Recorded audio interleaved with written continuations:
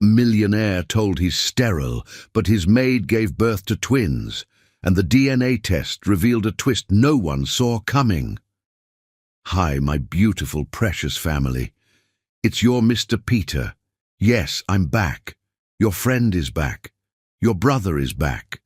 The voice that speaks straight to your heart has returned, and I missed you more than words can ever say. There's something I never told you. The night I stopped storytelling, I cried. Deeply. Only Binta saw it. Only she knew. Because this isn't just a channel to me. It's my home. You're my family. Now that I'm back, I need just one thing from you. Promise me we'll rise again. Let's bring life back to this space, like this video. Comment from your heart. Share it with someone who needs love today. Let's tell YouTube and the world, this is not just content. This is connection. This is family. And please, don't leave the story in the middle. Every second I write is for you. Every scene holds a piece of my soul. If you leave too soon, you'll miss the love I wrote for you. Now, as always, I won't begin without praying over your life. I pray peace hugs your soul like a warm blanket on a cold night. I pray the battles inside you grow quiet, that joy sneaks back into your life when you least expect it. And may your heart feel this truth. You matter. You are loved. And here, you are never alone. Let's rise again as one. With all my love, forever, your Mr. Peter. Nathan Hoffer had built the perfect fortress around his heart, until the day an angel disguised as a housekeeper walked through his door.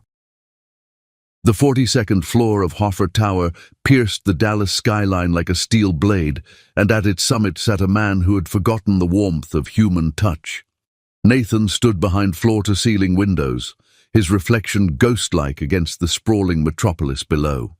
At 34, he commanded an empire worth $12 billion, yet felt emptier than the homeless man he'd passed entering the building. 16 years, 16 long years since the car accident that had stolen everything, his fiancée Emily, his ability to father children, and most devastatingly, his capacity to feel anything beyond the cold satisfaction of a profitable quarter. "Mr. Hoffer?" Magnolia Beauregard's honeyed voice drifted through the intercom. "The new housekeeping candidate has arrived for her interview." He didn't turn from the window. "Send her to Augustus. I don't have time for domestic staff meetings." "Sir, after the tabloid incident, you specifically requested to personally approve all residential employees." The incident. 3 months ago, his previous housekeeper had photographed his private spaces and sold them to gossip magazines. The violation had cut deeper than any business betrayal. His penthouse was his sanctuary, the only place where he could drop his mask of corporate perfection. "Conference room, 5 minutes." Nathan straightened his Armani tie and strode toward the meeting space, his Italian leather shoes echoing in the marble corridor. The executive floor exemplified minimalist luxury, clean lines, muted grays, expensive emptiness, like his existence. He pushed through glass doors, expecting the usual parade of middle-aged professionals with impeccable references and forgettable personalities. Instead, time stopped. She sat with perfect posture, hands folded gracefully in her lap, wearing a simple black dress that had seen better days, but somehow made her appear regal. Dark hair was pulled into a neat chignon, revealing the elegant curve of her neck. When she looked up, Nathan experienced something dormant for 16 years, a jolt of pure, undeniable attraction. Her eyes held the warmth of melted chocolate, intelligent and deep, with an inner fire that made his pulse quicken. High cheekbones spoke of indigenous heritage, while full lips curved into a professional smile that didn't quite reach those magnificent eyes. Beautiful, yes, but more than that, she radiated warmth that seemed to fill the sterile conference room with life.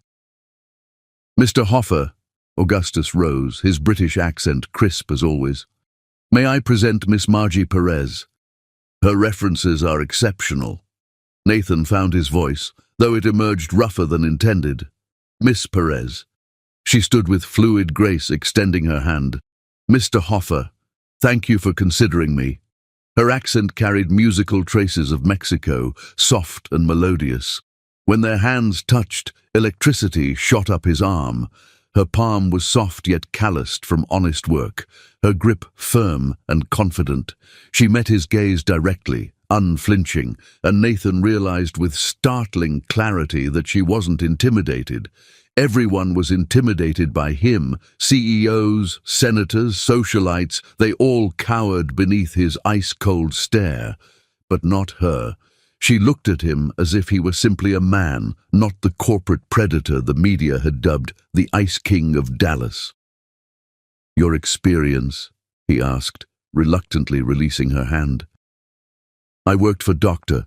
Beaumont Ashworth's family in Houston for 4 years. Before that, I managed cleaning services for several downtown office buildings. I understand the importance of discretion and absolute respect for privacy." Her English was careful and precise, with only the faintest hesitation on complex words. Nathan wondered how many languages she spoke, how many barriers she'd overcome to sit in this room. "Why did you leave the Ashworths?" Pain flickered in her eyes, quickly masked but unmistakable. "Dr. Ashworth relocated to Boston for a research position. I chose to remain in Texas to care for my grandmother." Family. The word struck Nathan like a physical blow. He'd once had family, parents who died in a plane crash when he was 27, a fiancée who'd perished in the same automobile accident that had destroyed his future. Now he had only employees and business associates who feared or wanted something from him. "This position requires living on site," Nathan said, his voice colder than he intended. "The penthouse includes staff quarters. Hours are irregular, and I value privacy above all else." "I understand completely, sir. Discretion is paramount in any professional arrangement." Professional arrangement. The words should have been reassuring, yet they felt like chains tightening around his chest. Nathan studied her face, searching for signs of the gold-digging behavior he'd encountered countless times. Beautiful women had tried every manipulation to get close to him, sensing his wealth like predators scenting blood. But Margie Perez regarded him with polite professionalism and something else, something that made his frozen heart skip: compassion, as if she could see past his expensive armor to the wounded man beneath.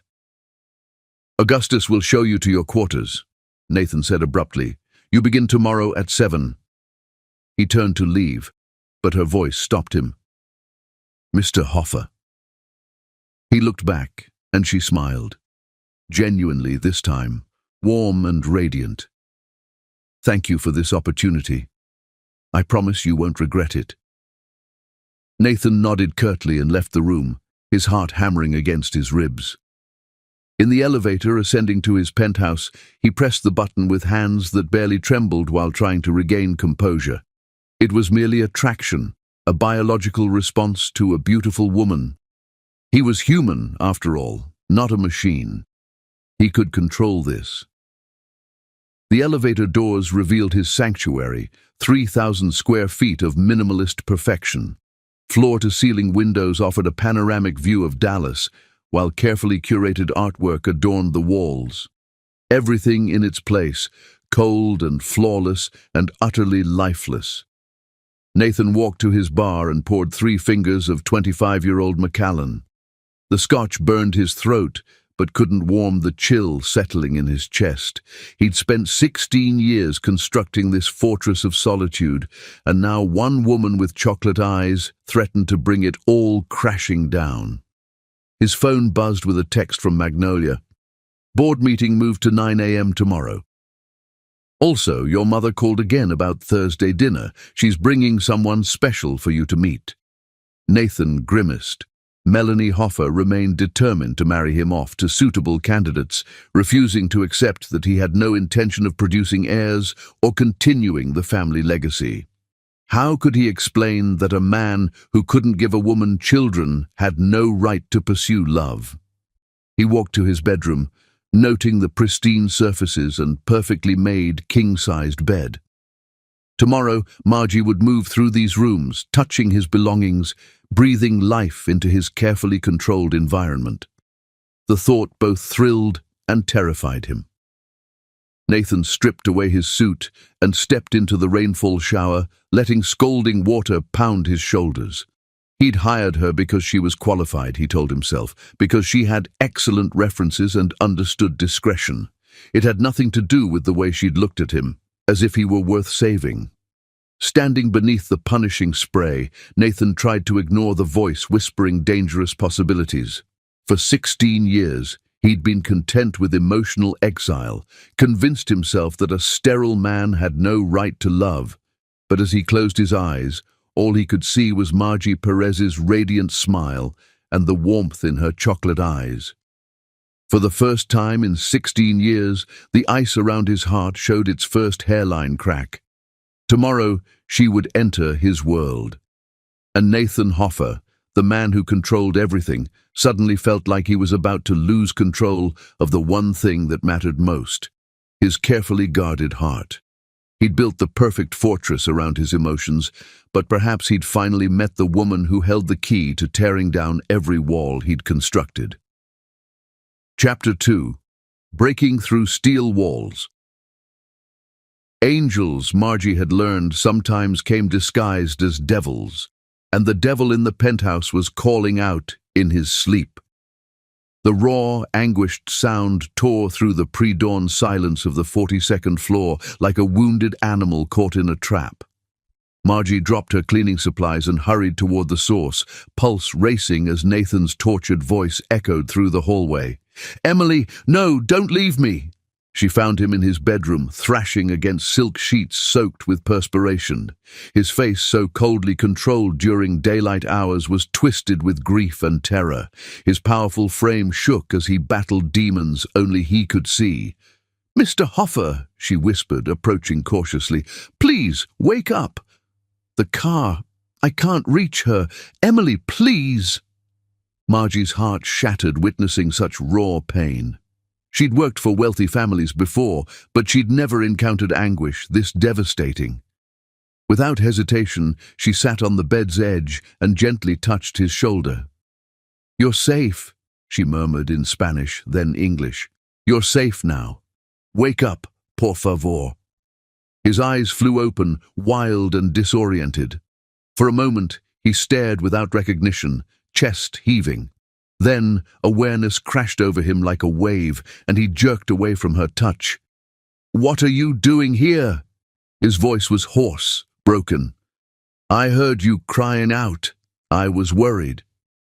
Nathan sat up, running shaking hands through his dark hair. In moonlight streaming through the windows, he appeared younger, vulnerable. Expensive pajamas and silk sheets couldn't hide the fact that he was simply a man haunted by his past. "You shouldn't be here," he said, though no anger colored his voice, only exhaustion. "Do they come often?" The nightmares. He looked at her then, really looked. She wore simple cotton pajamas, pink fabric that had seen better days, and her hair fell in waves around her shoulders. No judgment lived in her eyes, only compassion. Every night, he admitted, the words seeming to surprise him. "For 16 years. Emily," Margie said softly. "She was important to you." His face went rigid. "You don't know anything about it." "I know pain," she replied simply. "I recognize what it looks like when someone carries ghosts." Something in her tone made him pause. "What ghosts do you carry, Margie Perez?" She remained quiet for a long moment, then spoke barely above a whisper. "I was 19 when I crossed the border. My parents died in a factory fire in Juarez. American company, Mexican workers, no safety regulations. I came here with nothing but hope and my abuela's prayers." Nathan's breath caught. "Alone?" "Not alone, never completely alone. I hired coyotes who promised safe passage." Her laugh was bitter. "They kept their promise, but the price—" She shook her head. Some prices are too painful to speak of. Nathan understood. He'd seen enough of the world to know what happened to beautiful young women who trusted the wrong people. The fact that she'd survived, built a life here, spoke to strength he couldn't begin to fathom. "Your grandmother," he said. "She's ill?" "Diabetes. The medication costs more than I earn in 2 months, and she's too proud to ask for help. She raised me when my parents worked 16-hour days in that factory. Now it's my turn to care for her." Nathan found himself leaning forward, drawn by her quiet strength. "That's why you need this position." "I need this job," she confirmed. "But that doesn't mean I pity you, Mr. Hoffer. Rich or poor, we all carry our pain." "Emily was my fiancée," Nathan heard himself say. "We were driving to meet her parents for dinner. A drunk driver ran a red light at 60 miles per hour. Margie's eyes filled with tears. "I'm so sorry. She died instantly. I spent 3 months in the hospital. When I finally woke up, doctors told me about the internal injuries. No children, they said. No biological legacy. Nothing to pass on." "Children don't create a legacy," Margie said firmly. "Love does. The way you treat people, the kindness you show. That's what endures." Nathan laughed bitterly. "Kindness? I'm not kind, Margie. I'm cold, calculating, ruthless. Ask anyone in Dallas." "I'm asking you," she said, meeting his gaze. "Why did you give Augustus employment when he was 62 and no one else would hire him?" Nathan started. Why did you anonymously pay for your driver's son's cancer treatment? Magnolia talks too much. Why did you personally fund the scholarship program at Dallas Community College?" Nathan was quiet for a long moment. "Because I could afford it." "Because you're kind," Margie corrected. "You hide it behind walls and expensive suits, but it's there. I see it." No one had ever seen kindness in him before. They saw power, money, success. But this woman, this beautiful, damaged woman, looked at him and saw something worth saving. "I should go," she said, standing. "Let you rest."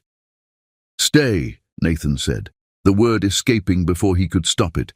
"Please, the nightmares return when I'm alone." Margie hesitated, then settled into the chair beside his bed. "Tell me about her. About Emily." His throat tightened. "She was a teacher, 3rd grade. She loved children more than anything in the world, said she wanted a house full of them." He laughed brokenly. "She would have been an incredible mother. She would have loved you for who you are, not what you could give her." "How do you know?" "Because I see what she saw. A man who's been hiding his light for 16 years. They sat in comfortable silence, and Nathan experienced something he hadn't felt since the accident: peace. His penthouse had always been a fortress, but with Margie present, it felt like a sanctuary. "Tell me about your grandmother," he said. Margie's face softened. "Abuela Rosa. She's 83 and still believes she can take care of herself. Makes the best tamales in Dallas, though she won't admit the recipe came from her mother-in-law. She taught me that home isn't a place. It's wherever love lives." "Does she know about your job?"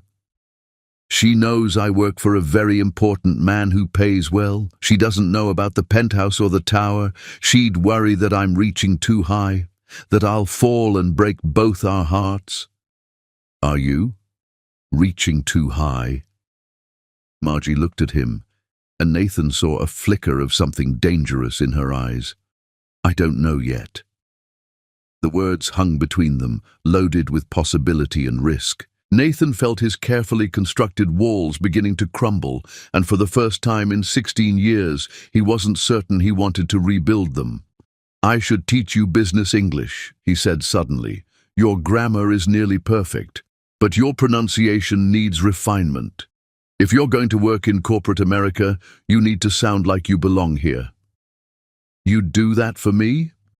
"I'd do many things for you, Margie Perez," Nathan said, the admission surprising them both. She smiled, and Nathan felt his pulse quicken. Then perhaps you could teach me about business as well. I've always been fascinated by how empires are built. Most empires are built on the bones of the conquered, Nathan said darkly. But some are built on hope, Margie countered, on the belief that tomorrow can be better than today. Nathan had forgotten about hope. He'd buried it in the same grave as his dreams of love and family. But looking at Margie, he felt a tiny spark of possibility flicker to life in his chest. "Why aren't you afraid of me?" he asked. "Should I be? Everyone else is." Margie stood and walked to the window, gazing out at the city lights. "I've been afraid before, Mr. Hoffer. Real fear, the kind that makes you want to die rather than face another day. You're not that kind of frightening." "What kind am I?" She turned back to him, and her smile was soft, understanding. "You're the kind of frightening that comes from loving too much and losing it all, the kind that builds walls to prevent being hurt again." Nathan's breath caught. "You see too much. I see a man who's been alone for 16 years and forgotten how to let people in. But I also see a man who's worth the effort it would take to remember." The words hit Nathan like a physical blow. He stood and walked to where she waited by the window, stopping just close enough to catch her scent. Something warm and feminine and utterly intoxicating. "You're playing with fire, Margie." "I've been burned before," she said quietly. "I survived. I don't want to hurt you." "Then don't." Nathan reached out and touched her cheek, his thumb tracing the line of her cheekbone. Her skin was soft as silk, warm as sunshine. "I don't know how to do this anymore. How to feel." "You're feeling now," she whispered. "I can see it in your eyes." Something snapped in Nathan's chest. He pulled her against him, his lips finding hers in a kiss that was desperate, hungry. 16 years of loneliness poured into the joining of their mouths. She kissed him back with equal fervor, her hands fisting in his hair as if afraid he might disappear. When they finally broke apart, both were breathing hard. Nathan rested his forehead against hers, pulse hammering against his ribs. "This is insane," he breathed. "Sigh," she agreed. "Completely insane. I'm your employer. You're also the first man in 5 years who's looked at me like I'm more than just a convenient target." Nathan pulled back to study her face. "What do you mean?" "Nothing," she said quickly. "I should go, let you rest." But Nathan caught her hand. "Tell me." "It's not important. It is to me." Margie sighed. "Men see what they want to see. Rich men think money can buy anything. Poor men think I should be grateful for their attention. But you look at me like I'm worth knowing." "You are worth knowing," Nathan said fiercely. "You're worth everything." The words surprised him with their intensity. He'd spent 16 years believing he had nothing to offer a woman, that his inability to give her children made him less than a man. But Margie looked at him like he was enough, exactly as he was. "I should go," she said again, but she didn't move. "Yes," Nathan agreed, "you should." Neither of them moved. They stood there in the moonlight, her hand in his, both balanced on the edge of something that could either save them or destroy them completely. Finally, Margie stepped back. "Good night, Mr. Hoffer." "Nathan," he corrected. "When we're alone, call me Nathan." "Good night, Nathan." She walked to the door, then paused. "The nightmares. They might not come back tonight." "Why not?" "Because for the first time in 16 years, you're not alone." After she left, Nathan stood by the window until dawn, watching the city wake up below. For the first time since the accident, he felt something other than emptiness. It was dangerous, this feeling. It could destroy everything he'd built, everything he'd become. But as the sun rose over Dallas, Nathan Hoffer realized he was willing to risk it all for the woman who'd looked at his darkness and seen light. The ice around his heart was melting, and there was no going back. Chapter 3. The Heart's Awakening. The most dangerous thing about playing with fire wasn't getting burned. It was discovering you'd been cold your entire life. 2 months had passed since that moonlit night when Margie chased away Nathan's nightmares, and every dawn brought a sweet torture of stolen glances and careful distances. What had begun as English lessons had evolved into something far more precious, conversations that lasted until midnight, shared meals in the penthouse kitchen, and moments of connection that left both breathless with possibility. Nathan stood in his private office, watching Margie tend to his bookshelf with the same reverence others reserved for priceless artifacts. She'd transformed his sterile penthouse into something that felt almost like home. Fresh flowers appeared on his desk, simple daisies that cost nothing but meant everything. His coffee somehow tasted better, and he'd caught himself humming in the shower, a habit abandoned 16 years ago. "Your pronunciation is improving remarkably," Nathan observed, watching her reach for a volume on the highest shelf. "Gracias. Thank you.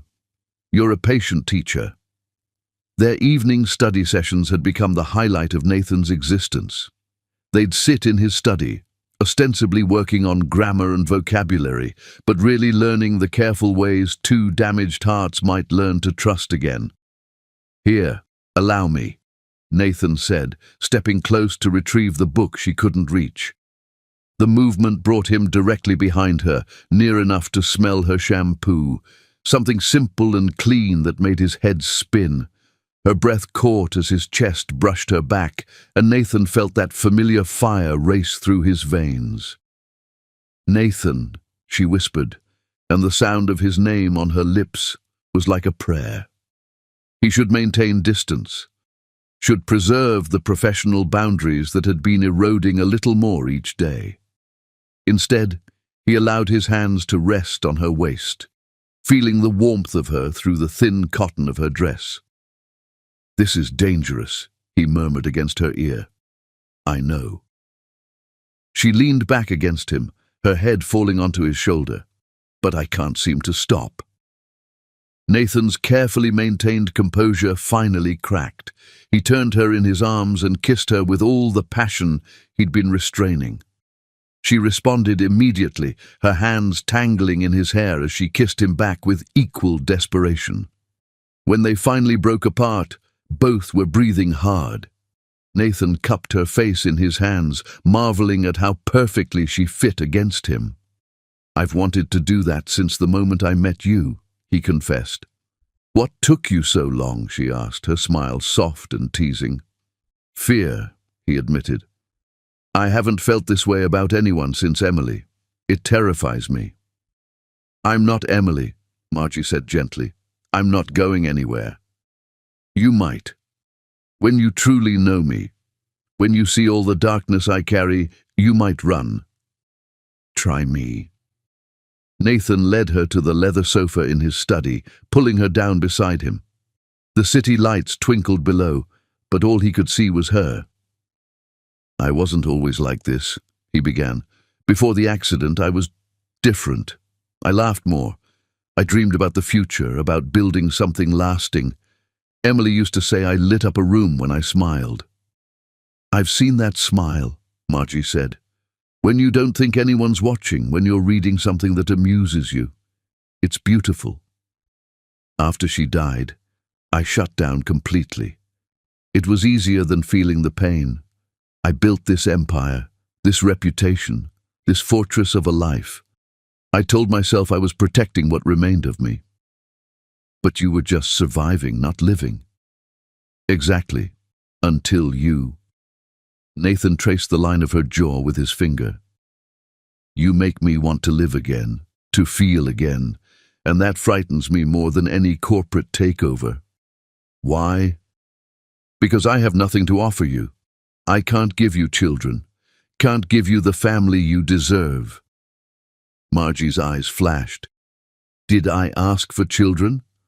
No, but Did I ask for anything beyond what we have right now in this moment? No. Then stop deciding what I want and let me tell you.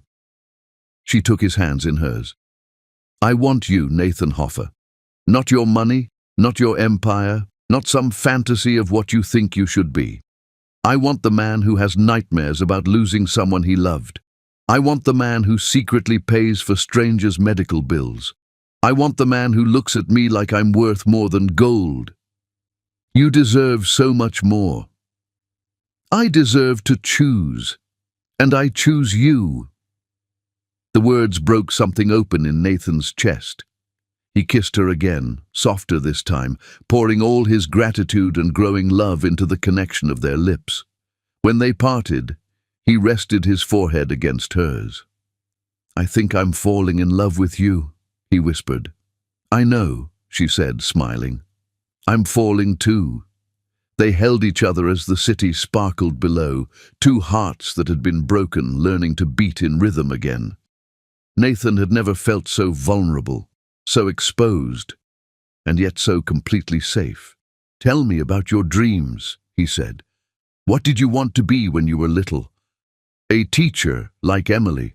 I wanted to help children learn, to give them the tools to build better lives than their parents had. Why didn't you pursue it? Margie's expression grew wistful. Documentation. You need proper papers to teach in America, papers I don't have.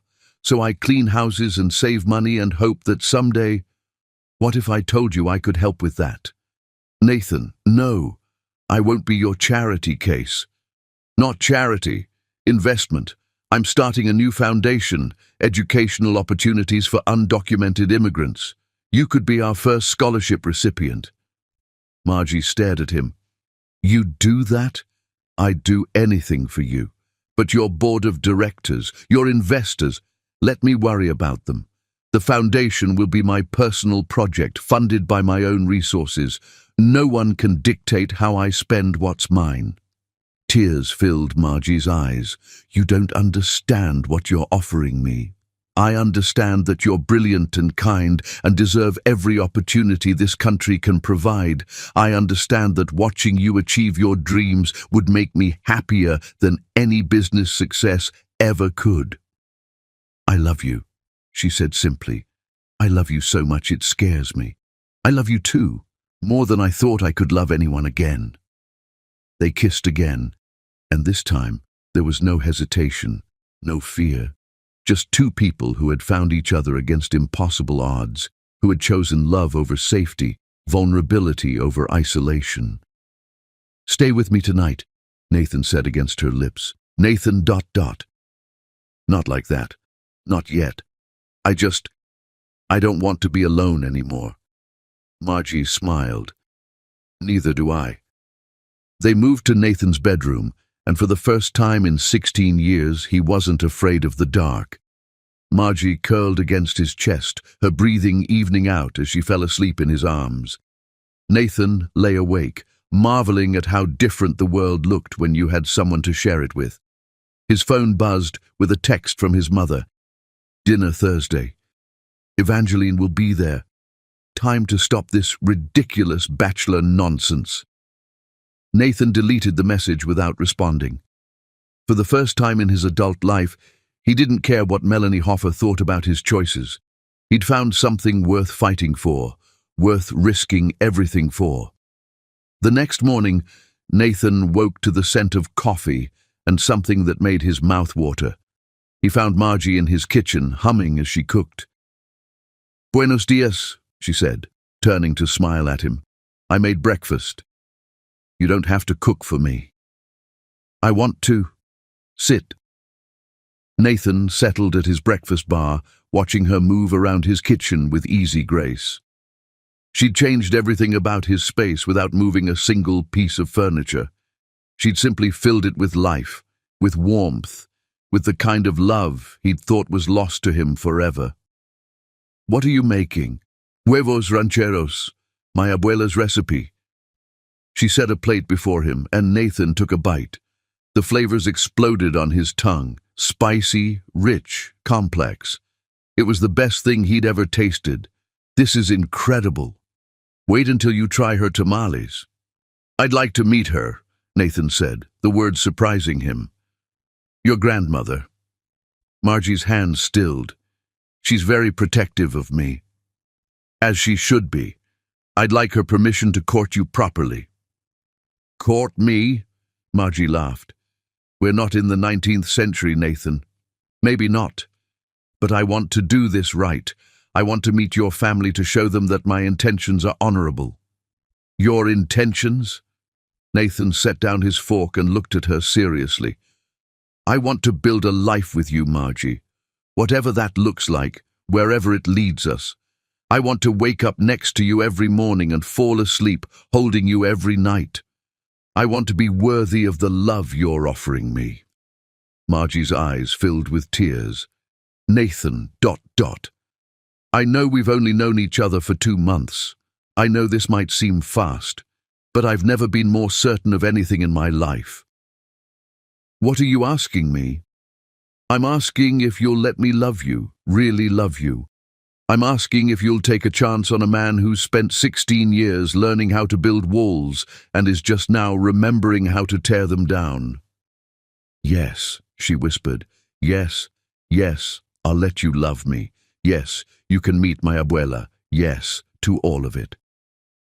Nathan stood and pulled her into his arms, spinning her around as she laughed. When he set her down, they were both grinning like fools.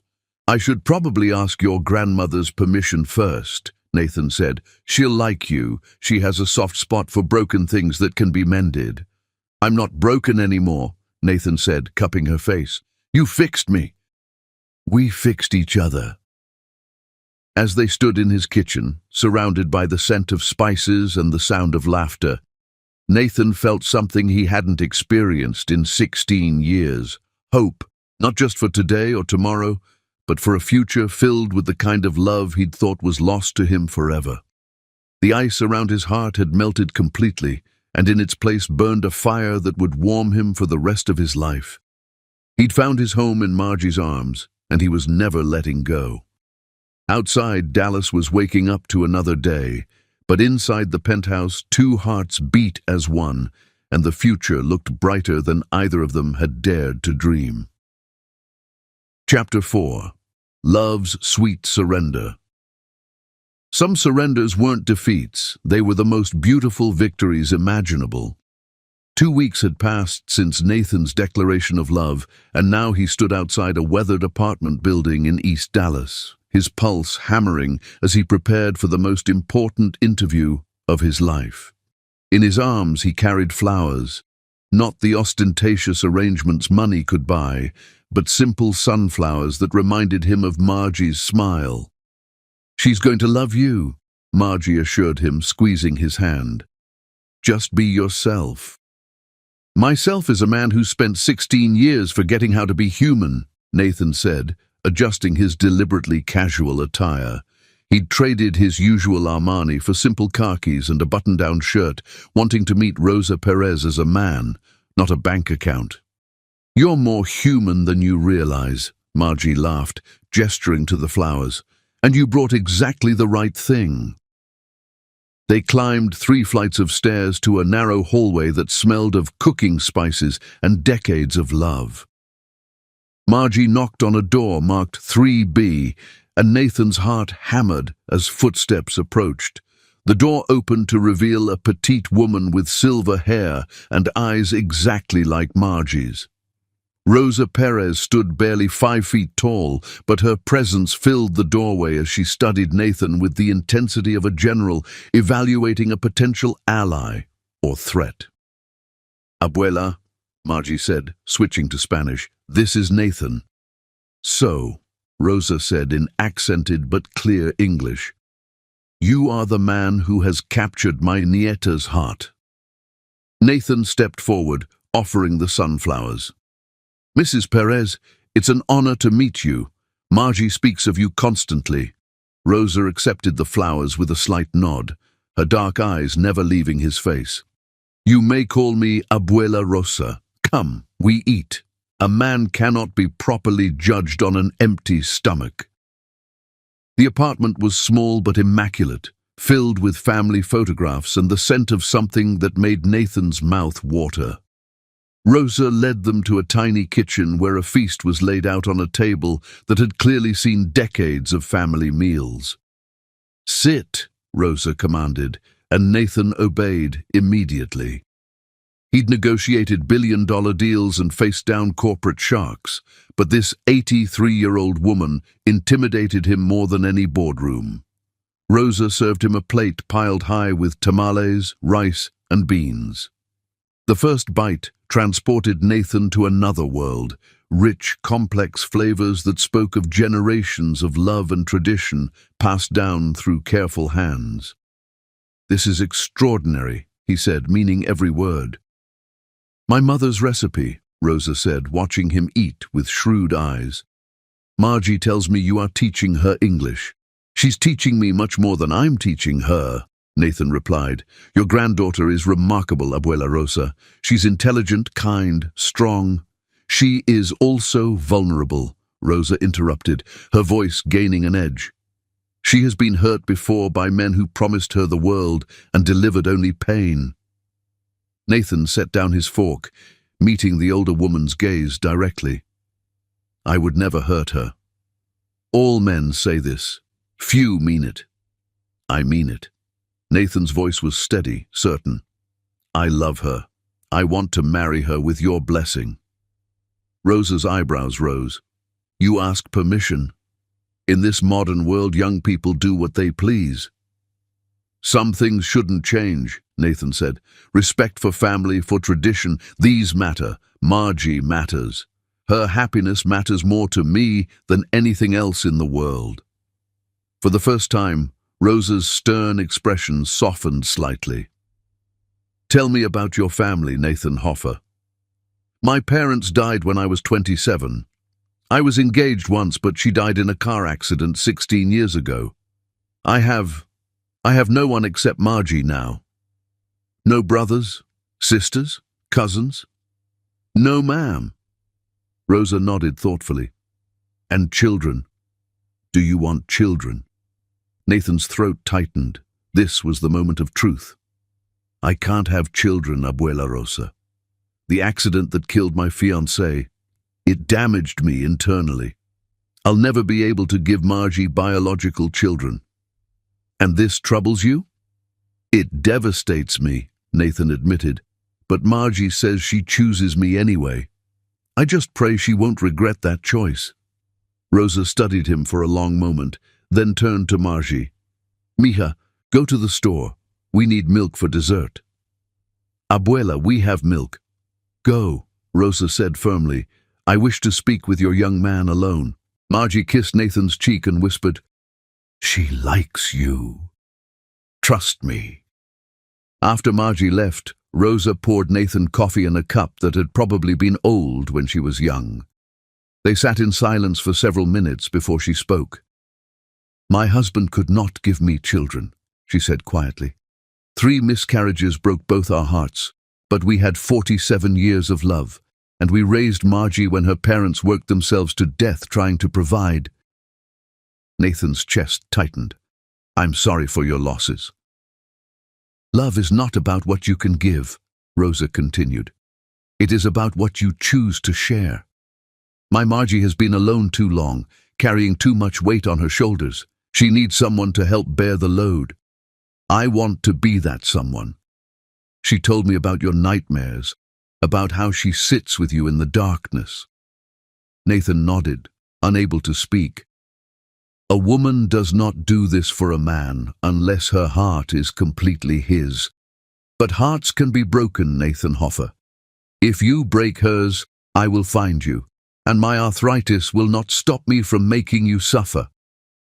Despite everything, Nathan smiled. "I believe you would. Do you know why she came to America?"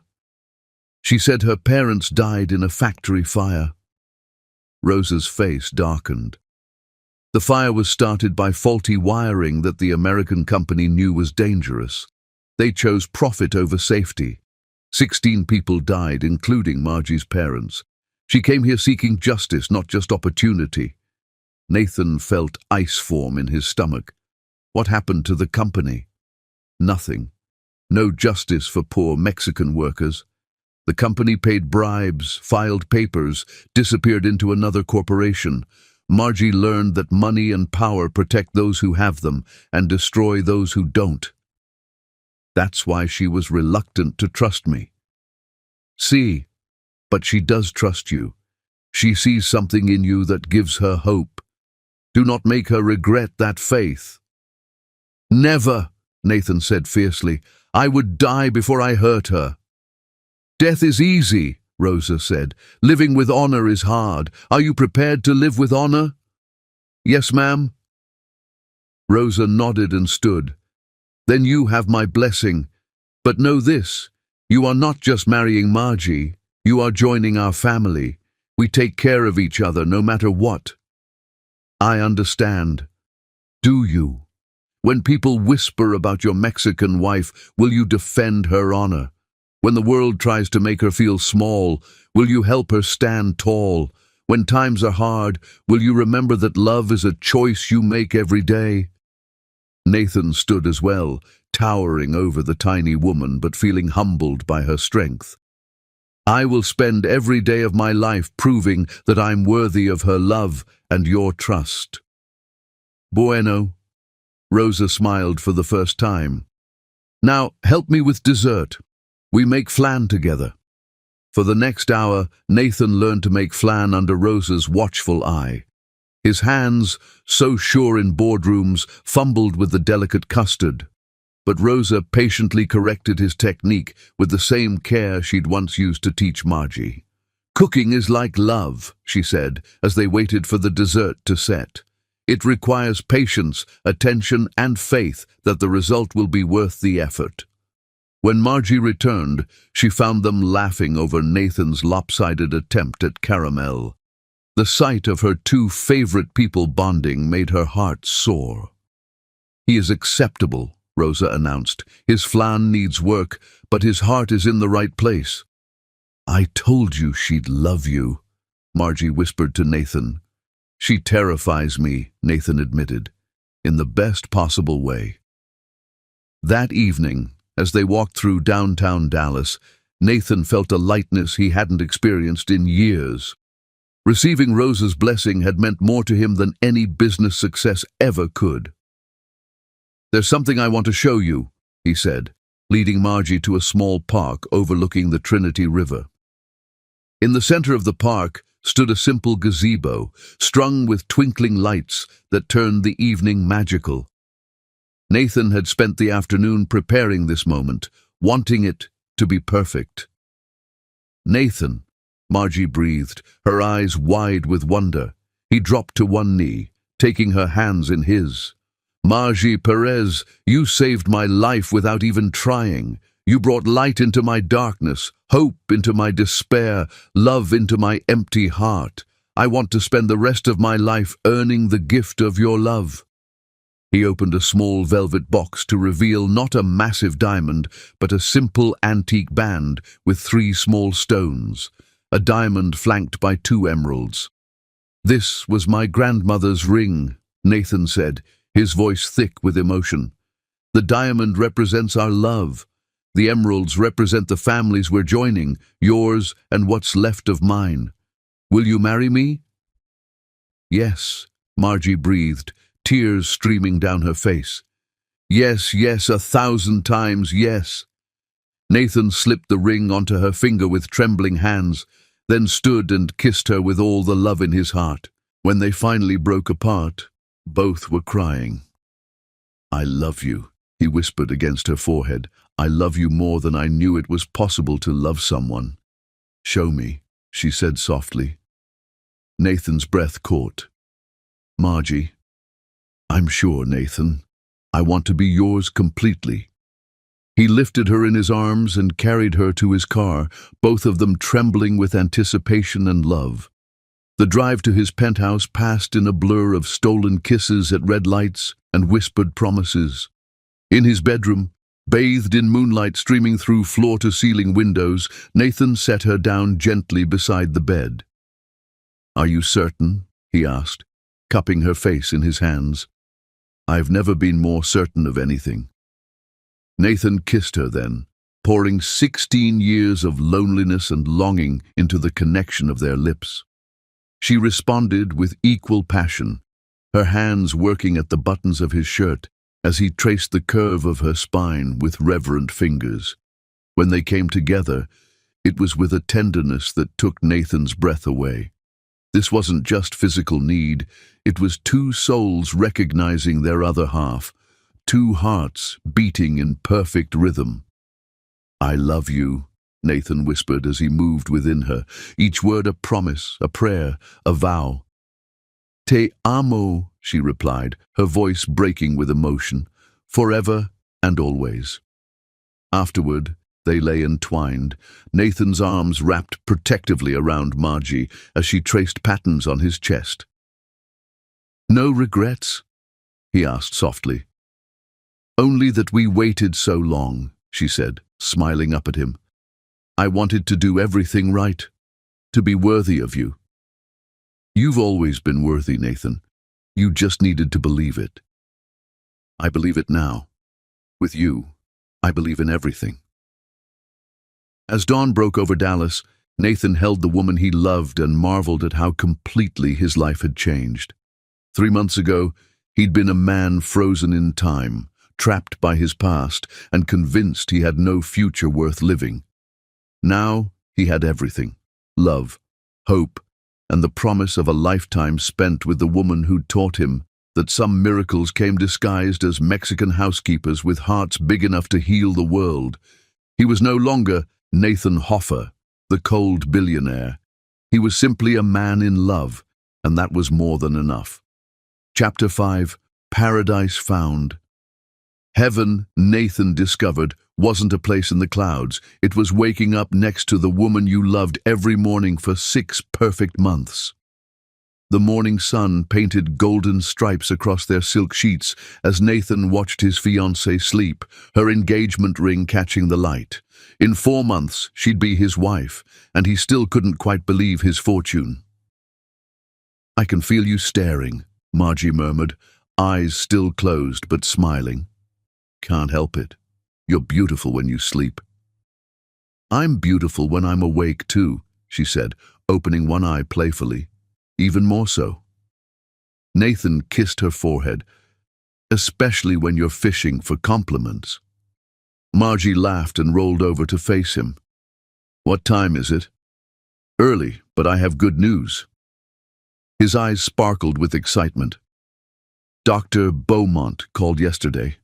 Your grandmother's new treatment plan is working perfectly, and your green card application was approved." Tears filled Margie's eyes. "Both? Nathan, you didn't have to." "Yes, I did. She's going to be my grandmother too, and you're going to be my wife. Family takes care of family." She'd transformed his sterile penthouse into something that felt like home. Fresh flowers appeared on his desk. His coffee tasted better, and he'd caught himself humming in the shower, a habit abandoned 16 years ago. "Speaking of family," Nathan said, reaching for his phone. "My mother texted. She wants to have lunch today." Margie's smile faded. Melanie Hoffer had been waging a subtle war against their relationship for months, growing more sophisticated in her attacks. Instead of direct confrontation, she'd been planting seeds of doubt about cultural differences and questioning Margie's motives. "Maybe I should talk to her," Margie suggested. "Absolutely not. You don't deserve her poison." An hour later, Nathan strode into his office to find his mother pacing behind his desk like a caged lioness. Melanie Hoffer was striking in her Chanel suit and perfect chignon, radiating the confidence of someone accustomed to getting her way. "Nathan," she said without preamble, "this engagement has created complications." "Good morning to you too, Mother, and careful, you're talking about the woman I love." "I'm talking about a situation that's spiraling out of control. Do you know what the board members are saying? What society is whispering? I don't care what people say. Well, I do. The Hoffer name means something in this city." Melanie's voice turned softer, more dangerous. "I understand the appeal. She's exotic, grateful. But this isn't love, it's fantasy. Nathan's hands clenched. You have no idea what you're talking about. I know you're about to throw away everything our family built for a woman who can't even give you an heir. The words hit like a physical blow. How do you know about that? I have my sources. You need children to continue the Hoffa legacy, Nathan. Real children. Any children I have will be adopted regardless of who I marry. I'm sterile, Mother. Have been for 16 years. Milani went pale. Then marry someone from our circle. Evangeline Pemberton would be perfect. I don't love Evangeline. I love Margie. Love fades. Class endures. Nathan stood, his voice deadly quiet. I'm marrying Margie Perez in 4 months. You can attend graciously or stay away, but you will never disrespect her again. If you continue this campaign against her, you'll be cut off from my life completely. I've been alone before. I can be alone again. Melanie's eyes filled with tears. I'm your mother. I'm trying to protect you. You're trying to control me. There's a difference. Nathan opened the door. When you're ready to treat my fiancé with respect, you're welcome in my life. Until then, stay away. After she left, Nathan found Margie in the kitchen preparing lunch. She took one look at his face and crossed to him immediately. That difficult? She asked, wrapping her arms around him. She wants me to marry Evangeline Pemberton instead. Maybe you should consider it, Margie said quietly. Nathan stared at her. What? Your mother isn't wrong, Nathan.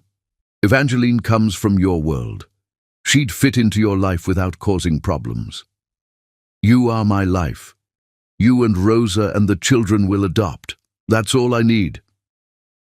I don't want to cause a permanent rift. You're not causing anything. She's choosing to make this difficult.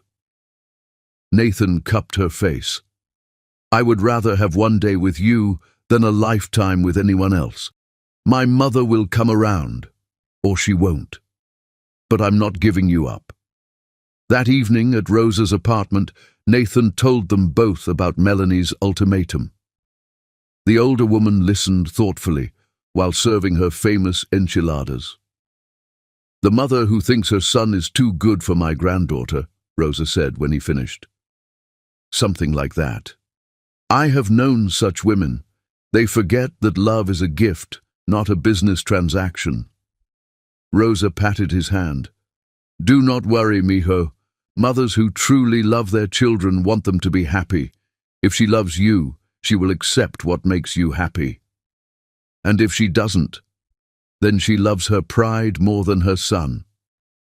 Later that night, as they lay in bed, Margie traced circles on Nathan's chest. What are you thinking about? She asked. How different my life is now. 6 months ago, I measured success by quarterly profits. Now I measure it by your smile when you wake up, by Rosa's laughter, by feeling like I finally belong somewhere. Do you miss the simplicity of your old life? Never. The only thing I miss is the 16 years I wasted before I found you. Nathan rolled over to face her. I used to think I was broken beyond repair. You showed me I was just incomplete, waiting for you. We found each other, Margie corrected. 2 broken pieces that fit perfectly together. As they fell asleep in each other's arms, Nathan marveled at how completely his world had transformed. He'd traded isolation for love, cynicism for hope, emptiness for a future so bright it took his breath away. But even as contentment washed over him, Nathan couldn't shake the feeling that storm clouds were gathering. His mother's threats echoed in his mind, and some part of him, the part that had survived 16 years of heartbreak, whispered that happiness this perfect couldn't last forever. Nathan pushed the thoughts away, focusing on the woman in his arms and the love that had already overcome so many obstacles. Whatever came next, they would face it together. After all, love like theirs was worth fighting for, worth risking everything to protect. Chapter 6. When Heaven Meets Hell. The cruelest truth about paradise was that it made you forget hell existed until the devil came knocking at your door with a federal badge. Nathan's world shattered with 3 sharp raps on his office door at exactly 11:47 a.m. on a Tuesday that had started like any other. He'd been reviewing foundation proposals with Margie, planning their charitable work after the wedding, when Magnolia's panicked voice crackled through the intercom. "Mr. Hoffer, there are federal agents here to see you. They say it's urgent." Nathan and Margie exchanged glances. "Send them in," Nathan replied, his voice steady despite the ice forming in his veins. The door opened to admit 3 people in dark suits, a woman with steel-grey hair and calculating eyes, a younger man with the bearing of military precision, and a third agent who remained by the door like a guard. "Mr. Hoffer," the woman said, flashing her credentials, "I'm Agent Casey, FBI Financial Crimes Division. This is Agent Rodriguez and Agent Kim. We need to speak with you privately." Nathan's pulse quickened, but his voice remained calm. "My fiancée can hear anything you have to say to me."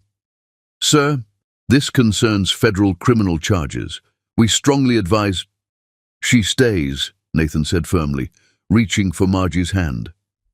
Agent Casey's expression hardened. "Very well. Mr. Hoffer, we have substantial evidence that you've been involved in a complex money laundering operation spanning the past 5 years, wire fraud, tax evasion, and violations of the Bank Secrecy Act." The words hit Nathan like physical blows. "That's impossible. Every transaction through Hoffer Industries is documented and legal." "Perhaps you'd like to explain these offshore accounts in the Cayman Islands." Agent Casey slid a folder across his desk. "Accounts that received over $78 million from your company with no corresponding business activities or tax declarations." Nathan opened the folder with steady hands, his blood turning to ice as he saw bank statements, wire transfers, and signatures that looked exactly like his own. The documentation was meticulous, professional, and utterly damning. "I've never seen these accounts before in my life," Nathan said. "The signatures say otherwise, as does your former business partner, Jameson Holloway." Nathan's head snapped up. "Jace! What does he have to do with this?" "Mr. Holloway approached us 6 weeks ago with evidence of the illegal activities. He's been granted immunity in exchange for his full cooperation and testimony." The room tilted around Nathan. Jameson Holloway had been his closest friend and business partner for 8 years, until their partnership dissolved 5 years ago in a bitter dispute over company direction. Nathan had bought out Jace's shares and thought they'd parted ways permanently. "Agent Casey," Margie spoke up, her voice shaking but determined. "There has to be some mistake. Nathan would never—" "Miss Perez, I'd advise you to consider your own legal position carefully. As Mr. Hoffer's fiancée and someone with access to his personal affairs, you could be considered a co-conspirator." Nathan's blood turned to fire. "Leave her out of this. She has nothing to do with my business operations." "That remains to be determined. We have evidence suggesting significant lifestyle changes coinciding with the alleged criminal activity. Expensive gifts, legal fees for immigration services, medical treatments for family members. Those are legitimate personal expenses," Nathan said through gritted teeth, "funded by illegally obtained money, according to our investigation." Agent Rodriguez stepped forward with another folder. "Mr. Hoffer, we have recordings of phone conversations where you discuss moving money through shell corporations, voice-authenticated computer records showing you accessing these accounts from your personal devices, and testimony from your former partner detailing your methods." Nathan's mind raced through the implications. If the FBI had this level of evidence, his empire was finished. Everything he'd built, every employee who depended on him, every investor who trusted him, all of it would crumble. "What exactly are you accusing me of?" Nathan asked. "Conspiracy to commit money laundering, wire fraud, tax evasion, and violation of the Bank Secrecy Act. We estimate the total amount involved at over $200 million spanning 5 years. 200 million. The number hit Nathan like a sledgehammer.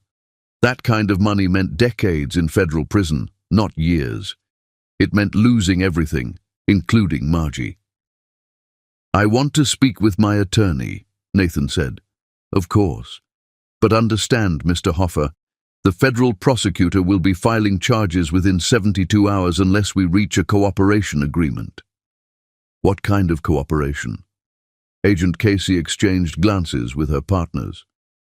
"Full financial disclosure, testimony against your co-conspirators, forfeiture of assets used in the criminal enterprise, and a guilty plea to reduced charges. And, if I refuse, life in federal prison, complete asset forfeiture, and investigations into everyone connected to you, including your fiancé's immigration status, which could be revoked if she's found to have benefited from criminal proceeds." Nathan's world went white with rage. "You leave her out of this. That depends entirely on your level of cooperation, Mr. Hoffer." After the FBI left, Nathan sat in stunned silence, staring at the folders of evidence. Every signature looked perfect, every document bore authentic letterheads, every transaction appeared legitimate on the surface. Whoever had framed him had done it with surgical precision. "Nathan," Margie said softly, "this is impossible. You would never—" "I know," he said, his voice hollow. "But look at this evidence. It's perfect. Too perfect." His phone buzzed with a text from an unknown number. "Adolphus Hotel Bar, 1 hour.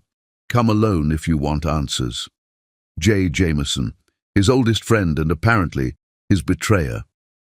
The Adolphus Hotel's bar was dimly lit and nearly empty at 3 in the afternoon. Nathan found Jameson Holloway sitting in a corner booth, looking like he'd aged a decade in the 5 years since their partnership ended. His once confident demeanor had been replaced by something that looked disturbingly like guilt. "Hello, Nathan," Jace said without looking up from his drink. "You son of a bitch." Nathan slid into the opposite seat, his voice deadly quiet. 20 years of friendship and you destroy me for what? Money? It's not about money. Then what? Revenge because I bought you out? Jealousy because the company succeeded after you left? Jace finally looked up, and Nathan was shocked to see tears in his eyes. "It's about my daughter." Nathan's anger faltered. "What daughter? You don't have children." "Emma. She's 7 years old now, acute lymphoblastic leukemia, diagnosed 3 years ago. The treatments, they cost $3 million, and insurance won't cover the experimental protocols that could save her life." The world shifted around Nathan. "Jace, why didn't you tell me? I could have helped. I tried. I called your office dozens of times over the past year. Your assistant said you were too busy with personal matters, that you'd get back to me. You never did." Nathan's heart sank. The past year he'd been completely consumed with winning Margie's love, with planning their future together. He'd delegated most business calls to focus on what mattered most to him.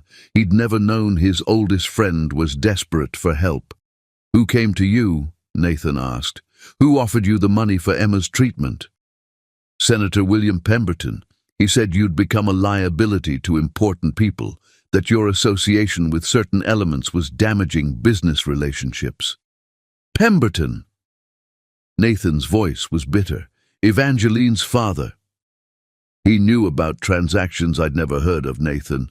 Had documents, recordings, forgeries, all of it. I've never seen those accounts before in my life. Jace's face went white. "But he had proof. Voice recordings of you authorizing transfers, computer logs showing access from your devices, voice synthesis technology, and hacked systems. It's not that hard anymore, especially if you have the resources of a U.S. senator and access to my recorded phone calls from years of business dealings." "Oh God," Jace buried his face in his hands. "What have I done?" You've destroyed both our lives for a man who wants to force me into marrying his daughter. I can fix this. I'll recant my testimony, tell them I lied. Too late. They have your signed statements, your immunity agreement. The FBI doesn't care about the truth anymore.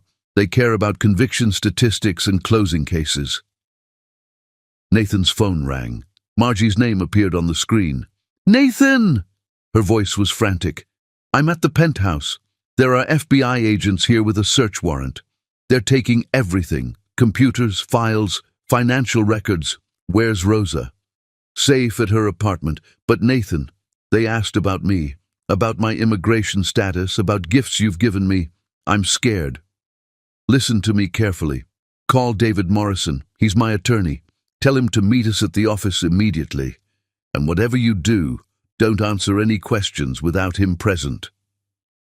Nathan hung up and turned back to Jace. How much do you know about Pemberton's plan? Just that he wanted you discredited.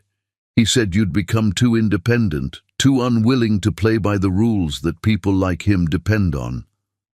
What rules? I don't know. But Nathan, there's something else. Pemberton said the FBI is planning to arrest you tonight. He wanted you in custody before your wedding. 6 weeks. Nathan and Margie were supposed to be married in 6 weeks. Instead, he'd be in federal prison, and she'd be under investigation as a suspected accomplice. I have to warn her, Nathan said, standing. Nathan, wait. Jace grabbed his arm. I'm sorry. I'm so goddamn sorry. If I'd known it was all lies. You'd have done the same thing, Nathan said quietly. You were trying to save your daughter's life. I understand. Is there anything I can do? Pray that Margie forgives me for what I'm about to do to her. Nathan drove through Dallas traffic like a man possessed, his mind calculating options and finding none. Every scenario ended the same way, with Margie's life destroyed because she'd loved him. He found her at the penthouse, surrounded by the chaos of the FBI search. Agents were boxing up his computers, photographing his artwork, cataloging everything of value. Margie stood in the living room like a lost child, her face pale with shock. Nathan! She ran to him, throwing her arms around his neck. What's happening? Why are they doing this? Someone framed me, he said, holding her tight. Used my identity to set up illegal accounts, forged my signatures on documents. The evidence is overwhelming. But you're innocent. It doesn't matter. I'm going to be arrested tonight and anyone connected to me will be investigated. Your green card application, your status here, all of it could be revoked if they think you're involved. Margie's hands shook. What are we going to do? Nathan took her hands in his, memorizing the feel of her skin, the warmth of her touch. You're going to disappear. Tonight. Take Rosa and go somewhere safe. Canada, maybe Mexico. Anywhere but here. No. Her voice was fierce. I'm not leaving you. You have to. If you stay, they'll destroy you to get to me. Your residency will be revoked. You'll be deported, and I'll be powerless to help you from prison. Then we'll fight this together. With what? They have documents, recordings, witness testimony. Even if I could prove my innocence, it would take years and cost millions. I don't have years, Margie. I have hours. Tears streamed down her face. This isn't happening. This can't be happening. Nathan pulled her into his arms, breathing in her scent one last time. I love you more than my own life. That's why I have to let you go. Nathan, please. Listen to me. His voice was urgent, desperate. There's a safety deposit box at First National Bank, box number 847. The key is in my desk drawer. Inside there's cash, bearer bonds, everything you'll need to start over. Take it and run. I won't leave you. You will, because staying means destroying both our lives instead of just mine. I can survive prison if I know you're safe. I can't survive knowing I destroyed the woman I love. Nathan's phone buzzed with a text from David Morrison. FBI moving up timeline. Arrest warrant signed. You have 90 minutes. I have to surrender myself. Nathan said, kissing her forehead. David Morrison will know how to reach me, but promise me you'll run. Nathan, promise me. I promise, she whispered, breaking his heart with 2 words. Nathan kissed her one last time, pouring all his love and regret into the connection of their lips. When they parted, both were crying. I'll find a way back to you, he promised. Somehow, someday, I'll find a way. I'll wait for you, she said, however long it takes. Nathan walked away without looking back, knowing that if he saw her face again, he'd never have the strength to save her from the hell that was about to consume his life. As he drove toward his attorney's office to arrange his surrender, Nathan Hoffer realized that losing everything meant nothing compared to losing the woman who'd taught him how to love. Paradise had been swept away in a single afternoon, and he was drowning in a hell of someone else's making, but he'd saved her. Whatever happened to him, Margie would survive, and someday she'd find happiness with someone who could give her the life she deserved. It was the only victory left to him, and it would have to be enough. Chapter 7. The Ultimate Sacrifice. The man who had everything discovered that losing it all was the only way to find out what truly mattered. The Dallas County Detention Center smelled of disinfectant and despair, but Nathan Hoffer had stopped noticing 4 weeks ago. He sat on the narrow cot in his cell, staring at a letter from David Morrison that had arrived that morning. The words blurred together as he read them for the 3rd time. Government willing to negotiate. Full asset forfeiture in exchange for reduced sentence. You'd serve 8 years instead of life without parole. 8 years. In 8 years, Margie would be 36. She'd have built a new life somewhere safe, maybe found someone else to love. The thought felt like a knife twisting in his chest. But it was better than life in prison with no hope of ever seeing her again. Hoffer! Visitor! The guard's voice echoed off the concrete walls. Nathan looked up, surprised. His visitor log had been depressingly short. David Morrison twice weekly, his mother once, a strained, tearful encounter, and nobody else.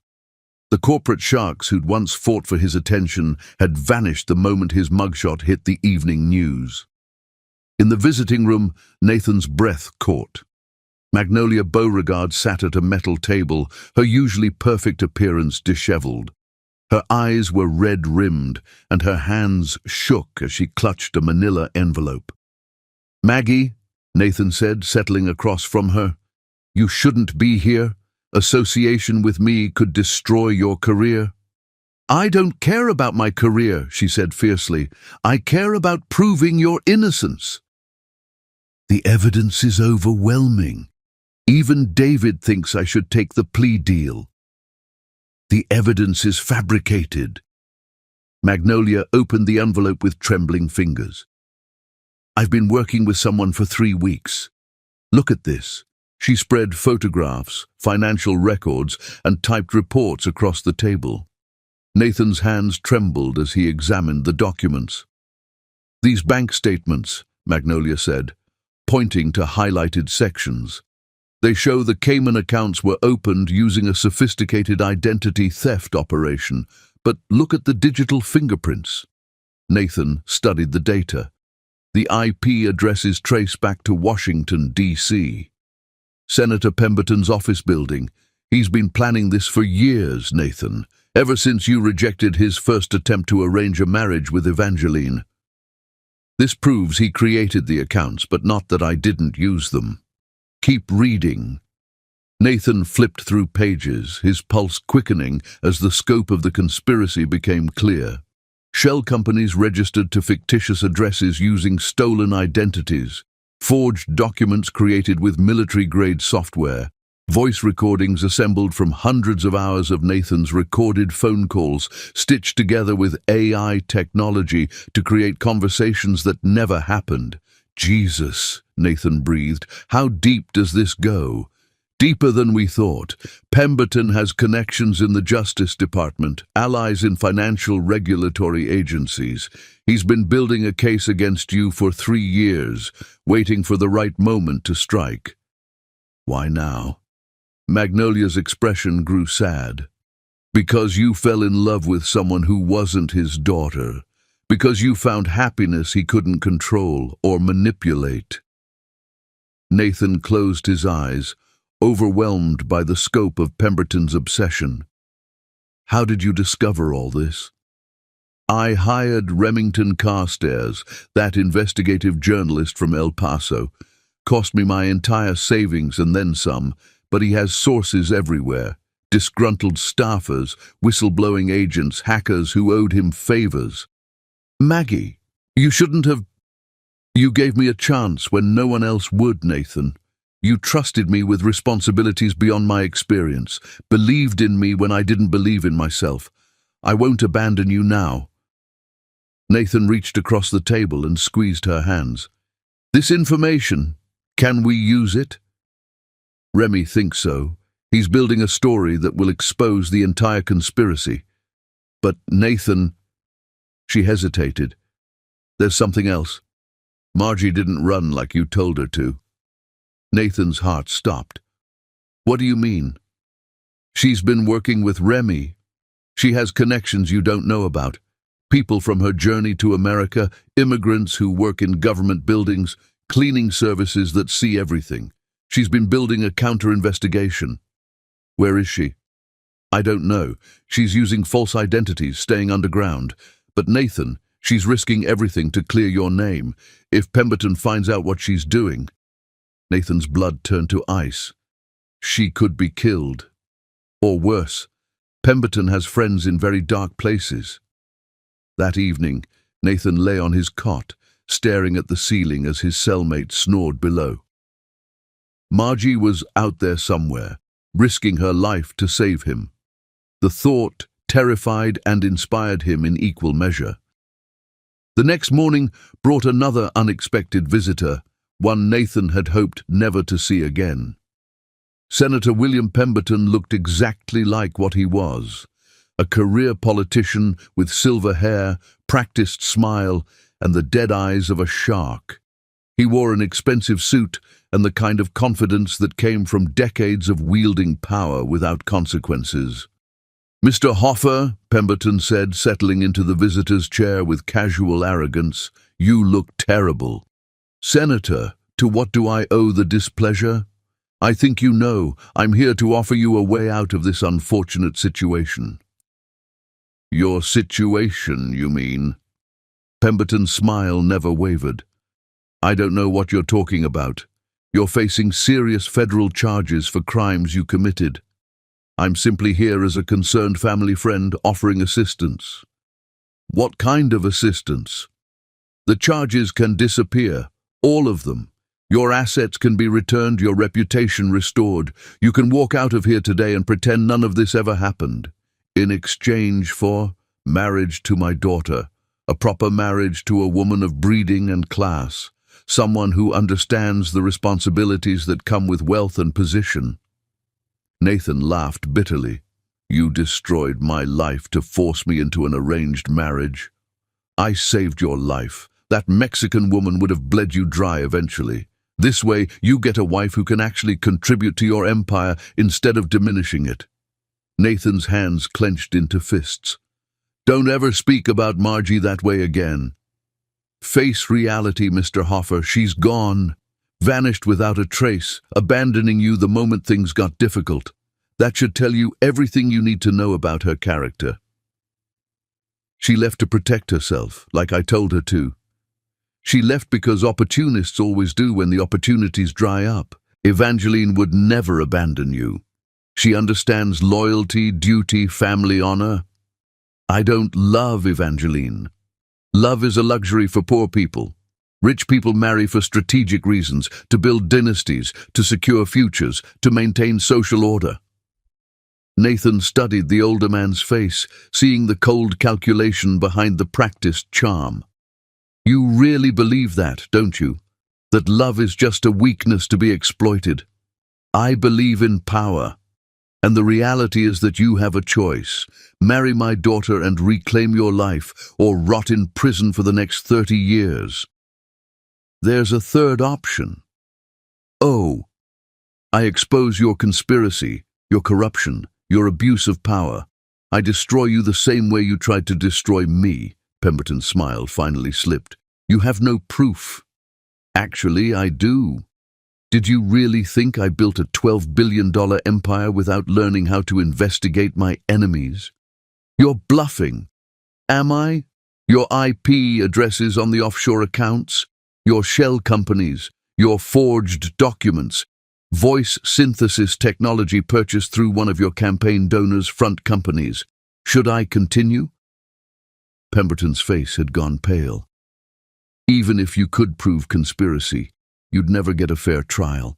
I have friends. You had friends, past tense.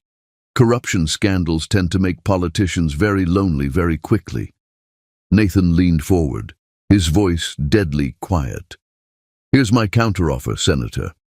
You're going to call the Justice Department this afternoon and confess your crimes. You're going to provide evidence exonerating me completely, and you're going to resign your Senate seat in disgrace. Or what? Or I spend every penny I have left destroying you. I'll hire the best investigators, the most vicious lawyers, the most relentless journalists. I'll make your life a living hell until you're bankrupt, imprisoned, and forgotten. You'd lose everything. I've already lost everything that matters. The only question is whether I take you down with me. Pemberton stood abruptly, his composure finally cracking. You're making a mistake, Hoffer. I have resources you can't imagine. So did I until you stole them. The difference is, I have something you'll never understand. What's that? Love. Real love from a woman who would die for me. That makes me more dangerous than any amount of money or political connections. After Pemberton left, Nathan sat alone in the visiting room, feeling something he hadn't experienced in weeks. Hope. Not hope for himself. He'd accepted that his old life was over. But hope that justice might still exist, that love might still triumph over corruption. 2 days later, David Morrison arrived with news that changed everything. It's over, David said, his voice filled with amazement. Pemberton's entire conspiracy just collapsed. Nathan felt the world shift beneath him. What happened? Someone leaked his entire operation to every major news outlet simultaneously. The Washington Post, CNN, the New York Times, they all received identical packages containing every document, every recording, every piece of evidence proving your innocence. Who leaked it? David smiled grimly. The packages were sent anonymously, but the investigative work has Remington Carstairs' fingerprints all over it. Pemberton's phones were wiretapped, his offices bugged, his computer systems hacked. Someone built a case so airtight that he had no choice but to confess. Margie, Nathan whispered. She didn't just run, Nathan. She spent 4 weeks infiltrating Pemberton's operation, gathering evidence, building an unbreakable case.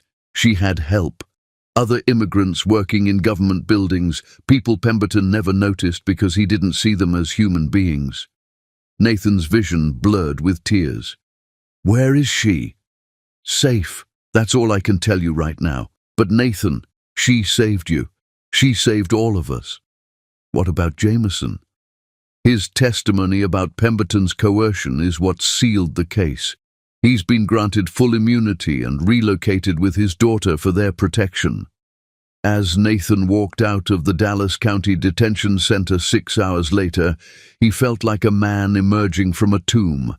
The sun was too bright, the air too sweet, the world too beautiful after weeks of concrete and steel. His empire was gone, liquidated to pay legal fees and investigations. His penthouse was seized, his assets frozen. He had nothing but the clothes on his back and a burning need to find the woman who'd sacrificed everything to save him. But as he stood on the courthouse steps, breathing free air for the first time in weeks, Nathan Hoffer realized something profound. He wasn't the same man who'd been arrested. That man had measured his worth by stock prices and profit margins. This man knew that the only wealth that mattered was love. His phone buzzed with a text from an unknown number. White Rock Lake. The old oak tree where we had our first picnic. Come alone. Nathan's heart soared. She was here. She was safe. And she was waiting for him. The ultimate sacrifice hadn't been losing his empire. It had been learning that some things were worth more than money, more valuable than power, more precious than pride. Nathan Hoffer was finally ready to be the man Margie Perez deserved, and this time, nothing would ever separate them again. Chapter 8. Rising from Ashes. Sometimes you had to lose everything to discover that love was the only thing worth finding. Nathan's hands trembled as he drove toward White Rock Lake, his heart hammering after 4 weeks in federal detention. The text had been simple. White Rock Lake, the old oak tree, come alone. She stood with her back to him under their favorite tree, wearing simple jeans and a white blouse, her dark hair loose around her shoulders. She was thinner, shadows beneath her eyes, speaking of sleepless nights and constant fear. But she was alive, safe, and here. "Margie," he said softly. She turned, and her smile was like sunrise after the longest night. Then she was running toward him, and Nathan caught her in his arms, both crying and laughing as they held each other. "You found me," she sobbed against his neck. "I'll always find you," he whispered. "Always. I'm sorry I broke my promise. I couldn't run while you were in prison for crimes you didn't commit. You magnificent, stubborn woman. Do you know how terrified I was that Pemberton would find you? I was careful. I had help. People who've been invisible so long that powerful men forget they exist." She pulled back to meet his eyes. "Cleaning crews, maintenance workers, security guards who've been watching and listening for years." They settled beneath the oak tree where they'd first talked about their dreams. Nathan couldn't stop touching her, her hand, her face, needing constant confirmation she was real. "Tell me everything," he said. "I went to Rosa, told her what was happening. She connected me with her network, other immigrants who've been hurt by corruption. We applied for cleaning jobs in Pemberton's building, spent weeks photographing documents, planting recording devices." Nathan felt humbled by her courage. If he'd caught you, he never looked twice. Men like Pemberton don't see people like me as threats. Her eyes hardened. "We found everything. Financial records showing years of influence peddling. Evidence that your case was just one of many. Recordings of him bragging about framing you. The voice synthesis, the forged documents. Remington Carstairs helped us hire forensic experts who traced every digital fingerprint back to Pemberton's operation, every fake recording, every planted document. We tracked it all." Nathan pulled her closer, overwhelmed by what she'd accomplished. "I lost everything. The company, the penthouse, the money, all gone." "I know," Margie said simply. "Do you mind?" Nathan considered seriously. 3 months ago, losing his empire would have destroyed him. Now, sitting with the woman he loved, he felt richer than ever. "No," he said, meaning it. "I don't mind at all." "Good, because I have plans for us." "What kind of plans?" Her eyes sparkled. "First, we're getting married. Next week. I've been planning our wedding for 4 weeks, and I'm not waiting any longer." Nathan laughed, overwhelmed by her determination. "And after, we rebuild, not an empire, something better, a foundation that helps people like us. I've already started the paperwork." "With what money?" "I kept some from your safety deposit box, just enough to get started. The rest went to the investigation." She took his hands. "We don't need millions to make a difference. We need passion and love." Nathan stared at this incredible woman who'd saved his life and was planning their future with the same courage she'd used to bring down a corrupt senator. I love you more than I've ever loved anything, he said. I love you too. And Nathan, these past weeks showed me I'm not the helpless girl you thought you were rescuing. I'm your equal partner in everything we build. You always were, Nathan said, meaning it. I just needed to see past my own arrogance. 1 week later, Nathan stood at the altar of a small chapel in Oak Cliff, watching Margie walk down the aisle in a simple white dress Rosa had sewn. She carried sunflowers, and the small congregation included Rosa, Magnolia, Remington Carstairs, and even Jameson Holloway with his daughter Emma, now in remission. When Remington asked for their vows, Nathan's voice was thick with emotion. Margie, you saved my life in every way a person can be saved. I promise to love you not for what you can give me, but for who you are. In poverty or wealth, in joy or sorrow, forever. Margie's eyes filled with tears. Nathan, you taught me that love isn't about what we have, but who we choose to be together. I promise to stand beside you, to dream with you, to build something beautiful from whatever life gives us. Rosa wept openly as they exchanged rings, not expensive diamonds, but simple bands they'd chosen together. This wasn't the lavish society wedding Nathan could have once afforded, but it was perfect, real, theirs. As they kissed, the congregation erupted in cheers. Nathan had never felt richer. Their honeymoon was spent in Austin, making love and making plans. For the first time since his arrest, Nathan allowed himself to process what he'd lost and what he'd gained. The empire, the penthouse, the respect of Dallas society, all gone. But holding Margie as she slept, he felt a peace he'd never known as a billionaire.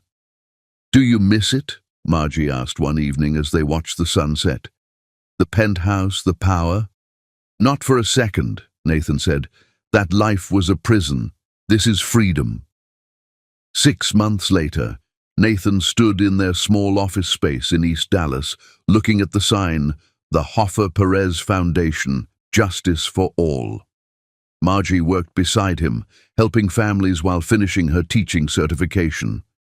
The beginning had been harder than either expected. Long days with no pay, rejected cases, bureaucratic obstacles. But slowly, word spread through the immigrant community about the couple who'd fought corruption and won. Families began seeking their help. They'd helped 67 families, securing legal status, fighting corporate abuse, exposing corruption. Each victory felt more meaningful than any business deal Nathan had ever closed. It wasn't the empire he'd once commanded, but it was work that changed lives. Mr. Hoffa, a young woman with a baby, stood in the doorway. I heard you help people like me. We help people who need justice, Nathan said gently. Come in. As he listened to another story of struggle, Nathan reflected on how his definition of success had changed. He measured victories now in families reunited, in justice served, in hope restored. That evening, walking home through their neighborhood, Nathan felt a peace he'd never known as a billionaire. Happy? Margie asked, squeezing his hand. Completely, Nathan said. For the first time in my life, completely happy. They'd risen from the ashes to build something infinitely more valuable, a love tested by fire and emerged stronger, a partnership based on shared values rather than wealth, a future built on hope. Nathan Hoffa had lost a fortune and found his soul. It was the best trade he'd ever made. Chapter 9. The Impossible Dream. Hope was the cruelest gift God could give, until it became the greatest miracle he could bestow.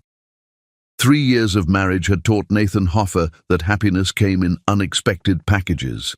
As he watched his wife grade papers at their kitchen table in their modest Oak Cliff home, her brow furrowed in concentration, he marveled at how completely his world had transformed. Their 2-bedroom house wasn't much by his former standards, but it was filled with more love than his billion-dollar penthouse had ever known. These kids are improving every day, Margie said, looking up from her stack of essays. She'd been teaching third grade at Roosevelt Elementary for 18 months now, having finally completed her teaching certification while working at the foundation. Miguel wrote his first complete story about his family, and Sophia's reading comprehension has jumped 2 grade levels. "They're lucky to have you," Nathan said, setting a cup of coffee beside her papers. "You believe in them the way you believed in me when no one else would." "The way you believe in our families at the foundation," Margie corrected. "We're a good team, Mr. Hoffer." Nathan smiled at the understatement. The Hoffer-Perez Foundation had grown beyond their wildest expectations, handling over 500 cases in 3 years.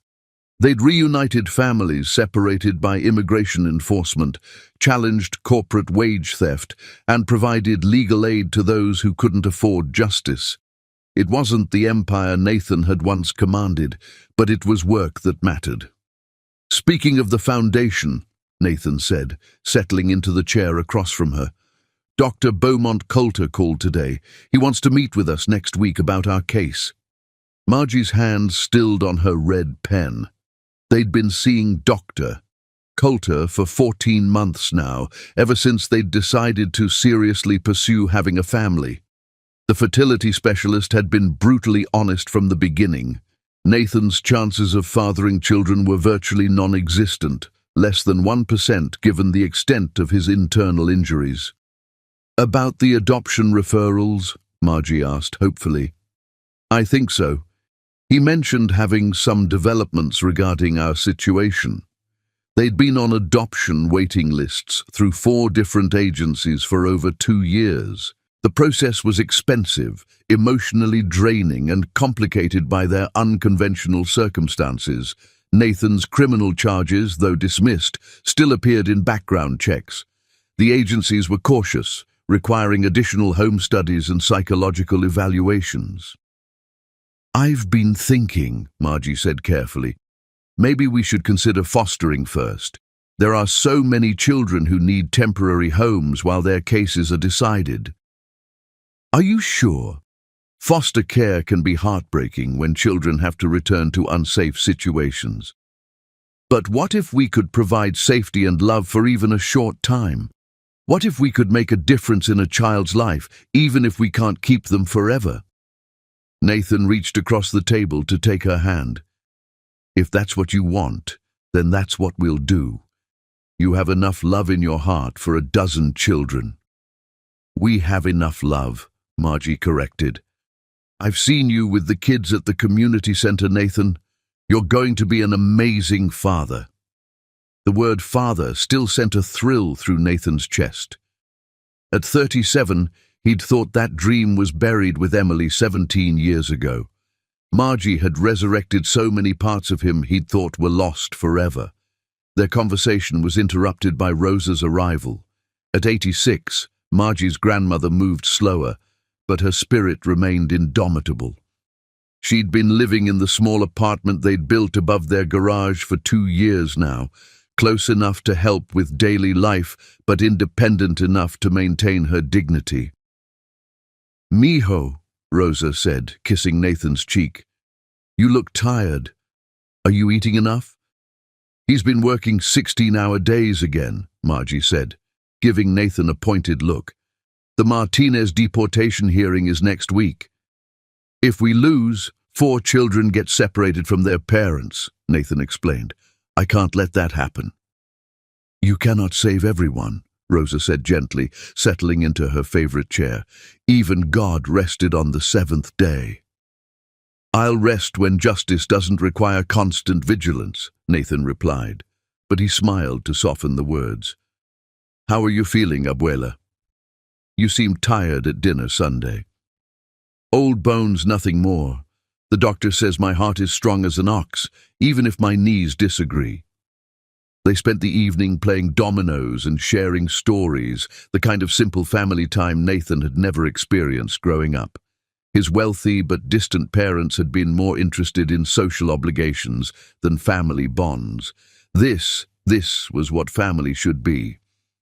Later, as they lay in bed, Nathan sensed Margie's restlessness in the darkness.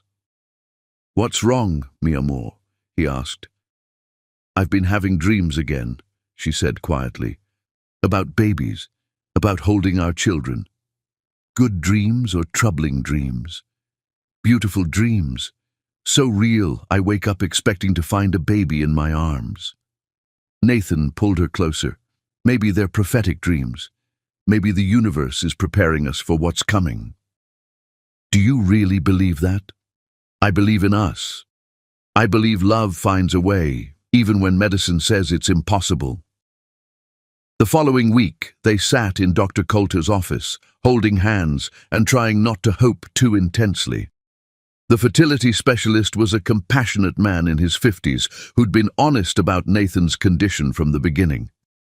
"I wanted to discuss your options moving forward, Doctor," Coulter said, reviewing their file. "The adoption agencies have estimated 12 to 18 months before placement, which is actually faster than average for couples with your specific circumstances." "We've talked about fostering in the meantime," Margie said. "Excellent idea. Foster care provides wonderful preparation for eventual adoption." Dr. Coulter paused, studying Nathan's latest test results with unusual interest. "However, I wanted to discuss one more option with you." "What kind of option?" Nathan asked, his heart beginning to race. "Recent advances in fertility treatment have shown remarkable promise for men with conditions similar to yours. There's a procedure called microsurgical sperm extraction combined with intracytoplasmic sperm injection. It's expensive and success rates are still low, but, Margie leaned forward eagerly, "but in rare cases, men who've been considered completely sterile have fathered children. The key factor appears to be the body's ability to produce even minimal amounts of viable sperm, which can then be enhanced through hormone therapy and extracted for direct fertilization." Nathan felt his pulse hammering. "What kind of success rates?" "Honestly, for someone with your level of damage, we're looking at roughly 3 to 5% chance of success per attempt. Most insurance won't cover it because it's considered experimental." "How much would it cost?" Margie asked. "Approximately $60,000 for a complete treatment cycle, including multiple extraction attempts and several IVF rounds." Nathan's stomach dropped. $60,000 was more than they made in 2 years at the foundation. It was impossible. "I understand the cost is prohibitive, Doctor," Coulter continued, "but there are clinical trial opportunities, grants for couples in your situation, and some newer programs specifically for men with traumatic injuries like yours." "We'll need to think about it," Nathan said, standing abruptly.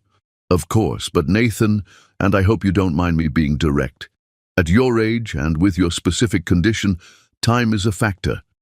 The longer we wait, the lower the chances become." In the car afterward, they sat in silence, both processing what they'd heard. 3 to 5%, Margie said finally. "Practically zero," Nathan replied, "and $60,000 we don't have. But still a chance. A chance to waste money we need for adoption fees and end up with nothing but heartbreak. Or a chance to have our own biological child." Nathan turned to look at her, seeing the hope and longing in her eyes. "Margie, I can't put you through that kind of disappointment. What if we spend everything we have and it doesn't work? What if it does work? The odds, I know the odds," Margie's voice cracked. "I also know that every single thing about our love story has defied the odds. We weren't supposed to find each other. You weren't supposed to fall in love with your housekeeper. I wasn't supposed to be able to save you from federal prison. We weren't supposed to be happy building a life from nothing." Nathan reached for her hand. "This is different. This is medical science, not fairy tales. Love is science too. Hormones, chemistry, biological imperatives working in ways we don't fully understand. And our love has been creating miracles since the day we met." That night, Nathan lay awake staring at the ceiling while Margie slept restlessly beside him. $60,000 might as well have been 60 million. They barely had 6,000 in savings after 3 years of foundation work and modest living. But what if Margie was right? What if their love really could create one more miracle? The next morning brought a phone call that changed everything. Nathan's phone rang just as he was leaving for work, his mother's name appearing on the screen. He and Melanie had maintained an uneasy peace since his release from prison, their relationship slowly healing but still fragile. Nathan, Melanie's voice was different, softer, more uncertain than he'd heard in years. "I need to see you. There's something important I should have told you long ago." "Mother, I'm busy. It's about your father. About money he set aside specifically for your future children." Nathan stopped walking. "What money?" "A trust fund. $5 million, established when you were 25. It was meant for medical expenses related to fertility treatments and child-rearing costs. I've been keeping it from you because I hoped you'd marry appropriately and use it for legitimate purposes." Nathan's world tilted. "You've been sitting on $5 million while I've been struggling to afford the treatments that could give me children. I was protecting the family legacy." "The family legacy ends with me either way, Mother. Remember, I'm sterile. But if these new treatments could work, if you could have children with that woman." Nathan closed his eyes, torn between fury and amazement. "Her name is Margie. She's my wife. And if you want any chance of being part of your potential grandchildren's lives, you'll start showing her the respect she deserves." "Nathan, I'm sorry. I was wrong about her. Wrong about everything. When I saw how you changed after the arrest, how much stronger and happier you became, I realized I'd been fighting the best thing that ever happened to you." That evening, Nathan sat Margie down and told her about the trust fund. Her reaction surprised him. "I don't want it," she said immediately. "What? Why?" "Because it comes with conditions. Your mother's approval, her involvement in our lives, her judgment of our choices. The money belongs to our children, Margie. Children we might be able to have now. At what cost? Your relationship with your mother has been poisoned for years by her controlling behavior. I won't let money poison ours." Nathan cupped her face in his hands. "What if I told you the money comes with no strings attached? What if my mother wants to earn forgiveness by helping us build the family we've dreamed of? Do you believe that? I believe people can change. I believe love can transform anyone, even Melanie Hoffer. And if the treatments don't work, then we use the rest of the money for adoptions, for fostering, for building the biggest, most loving family we can create. Either way, we win." Margie was quiet for a long moment, then smiled through her tears. 3 to 5% chance? 3 to 5% chance. When do we start? 4 months later, Nathan held Margie's hand as Dr. Coulter performed the first microsurgical procedure. The sperm extraction was complex, delicate, and emotionally exhausting, but they endured it together. "The encouraging news, Doctor," Coulter said afterward, "is that we found viable sperm, not many, but enough to attempt fertilization." "And the discouraging news?" Nathan asked. "This is still a long shot. Even with viable sperm, implantation rates are low, miscarriage rates are high, and there are no guarantees." "We understand," Margie said. "We're prepared for whatever happens." The next months were an emotional roller coaster of hope and heartbreak. The first implantation attempt failed completely. The second resulted in a chemical pregnancy that ended within days, leaving them both devastated. The third attempt never took hold at all. By the fourth procedure, Nathan was ready to surrender. "Maybe this is God's way of telling us to focus on adoption," he said as they drove home from another failed attempt. "Or maybe this is God's way of testing our faith," Margie replied. "One more try, Nathan. Please. I can't watch you go through this heartbreak again." "Then don't watch. Share it. Feel it with me.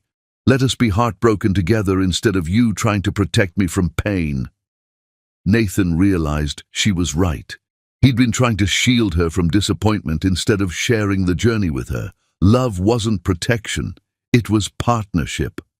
"One more try," he agreed. "Together." The fifth procedure felt different from the beginning. Dr. Coulter was more optimistic, Margie was calmer, and Nathan felt a peace he couldn't explain.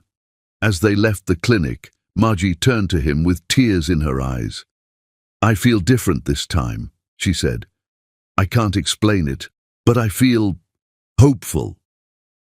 "I love your hope," Nathan said, kissing her forehead, "even when it terrifies me."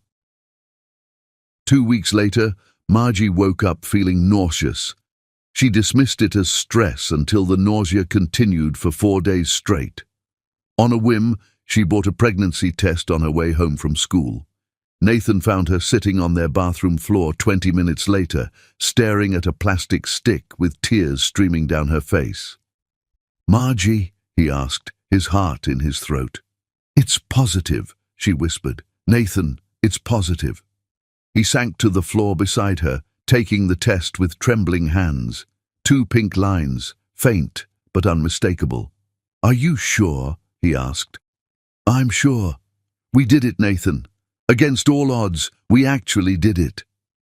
Nathan pulled her into his arms, both of them crying and laughing and holding each other like they might disappear if they let go. "I love you," he whispered against her hair. "I love you and our miracle baby." "Just one baby?" Margie asked, pulling back to meet his eyes with a mysterious smile. "What do you mean?" "Remember my dreams? The ones about babies, plural." "Nathan, I think our miracle came with a bonus." As they held each other on the bathroom floor of their little house, Nathan marveled at how completely his life had been transformed. 3 years ago, he'd been a broken man convinced he had nothing to offer. Now he was about to become a father, possibly to twins, with the woman who'd taught him that love really could conquer all. The impossible had become inevitable, and Nathan Hoffer finally understood that the greatest dreams were the ones that defied every odd to come true. Chapter 10. Love's Greatest Miracle. Some miracles whispered softly into the world, but this one announced itself with the lusty cries of 2 perfect souls who had defied every medical prediction to be born. Nathan's hands trembled as he held the ultrasound photo, tears blurring his vision as he stared at the 2 tiny heartbeats flickering on the screen. 8 months had passed since that magical morning when Margie had shown him the positive pregnancy test, and every day had been a gift he'd never dared to dream possible. Identical twins, Dr. Patricia Reyes, their maternal fetal medicine specialist, had confirmed at their 12-week appointment, her voice filled with wonder. "Against every medical prediction, against all statistical probability, you're having identical twin boys." Now, at 38 weeks, Margie glowed with the radiance of a woman carrying miracles. She sat in their antique rocking chair, the same one Rosa had used to rock Margie as a baby, knitting tiny blue booties while humming a Spanish lullaby her grandmother had taught her. "They're restless tonight," Margie said, placing both hands on her rounded belly as the babies kicked and rolled. "I think they're eager to meet their papa." Nathan knelt beside the chair, pressing his ear to her stomach. Almost immediately, he felt a tiny foot kick against his cheek, followed by what felt like an elbow from his brother. His heart overflowed with love so intense it took his breath away. "Hello, little warriors," he whispered to her belly. "It's Daddy. We can't wait to hold you." As if responding to his voice, both babies settled into stillness, and Nathan marveled at the connection he already felt to these children who had fought against impossible odds to exist. Dr. Coulter had called it a medical phenomenon, not just the conception against overwhelming odds, but the healthy development of identical twins when the pregnancy should have been extremely high risk. "They know your voice," Margie said softly, running her fingers through Nathan's hair. They've been listening to you read to them every night. Have I told you today how grateful I am? Nathan asked, looking up at his wife. How amazed I am by what your body has accomplished. Our bodies, Margie corrected. Our love, our faith. We created this miracle together. The nursery door opened, and Rosa shuffled in carrying a cup of manzanilla tea. At 86, she moved carefully, but her excitement about becoming a great-grandmother had given her renewed energy.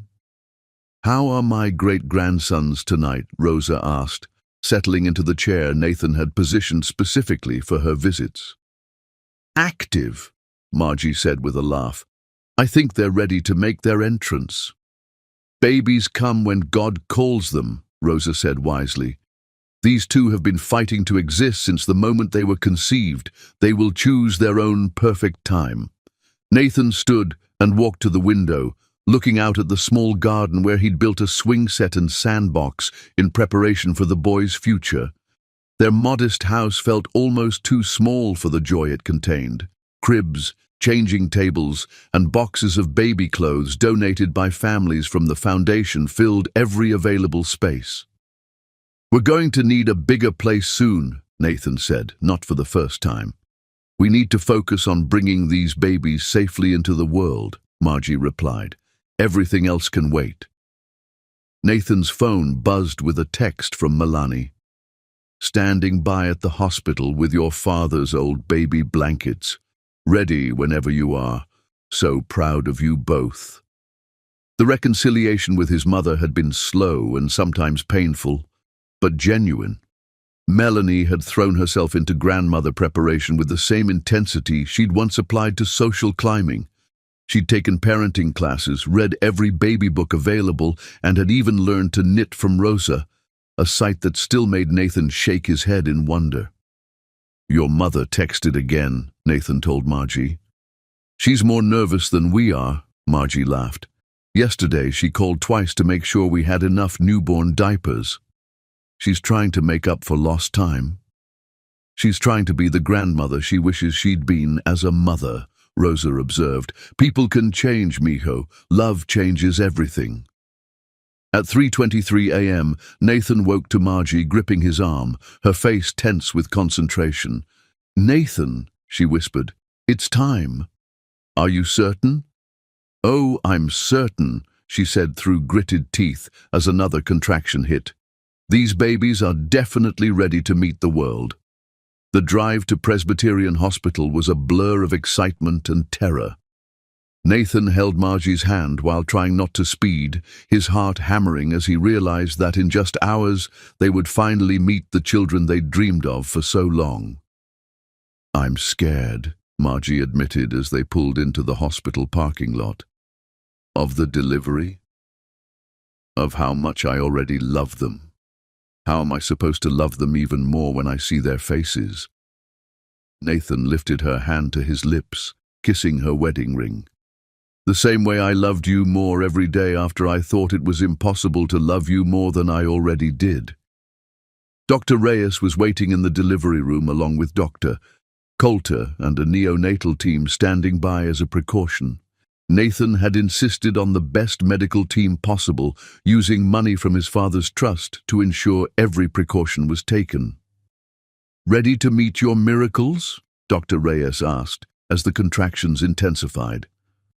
We've been ready for 4 years, Nathan said, squeezing Margie's hand. The delivery was intense but mercifully brief. At 7:18 a.m., their first son entered the world with a cry that sounded like victory. Nathan watched in awe as Dr. Reyes lifted the tiny, perfect baby, his skin pink and healthy, his lungs clearly strong. He's beautiful, the doctor said, placing him on Margie's chest. Absolutely perfect.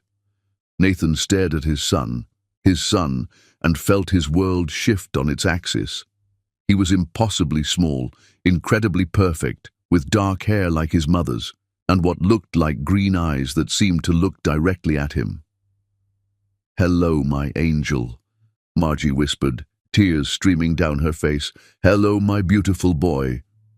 4 minutes later, Their second son made his entrance with equal drama, announcing his arrival with cries that echoed through the delivery room. He was slightly smaller than his brother, with the same dark hair, but what appeared to be chocolate-brown eyes like Margie's.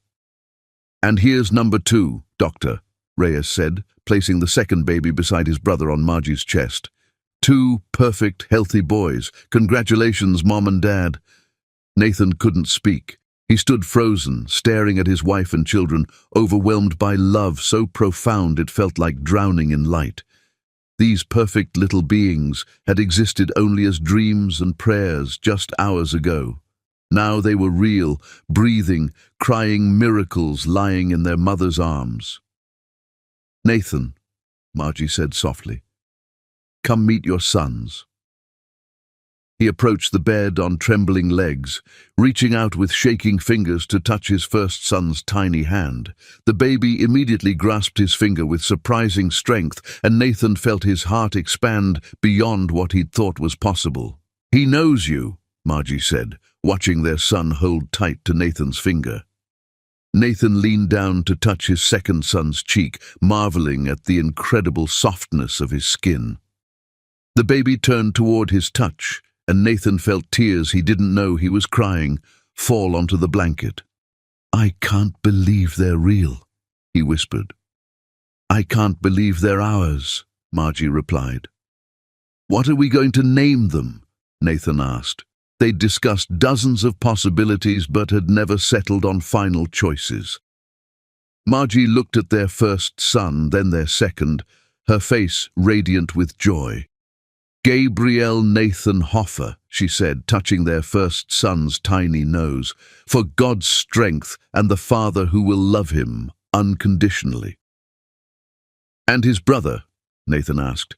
"Diego Rosa Hoffer, for the journey that brought us together and the great-grandmother who taught us about love."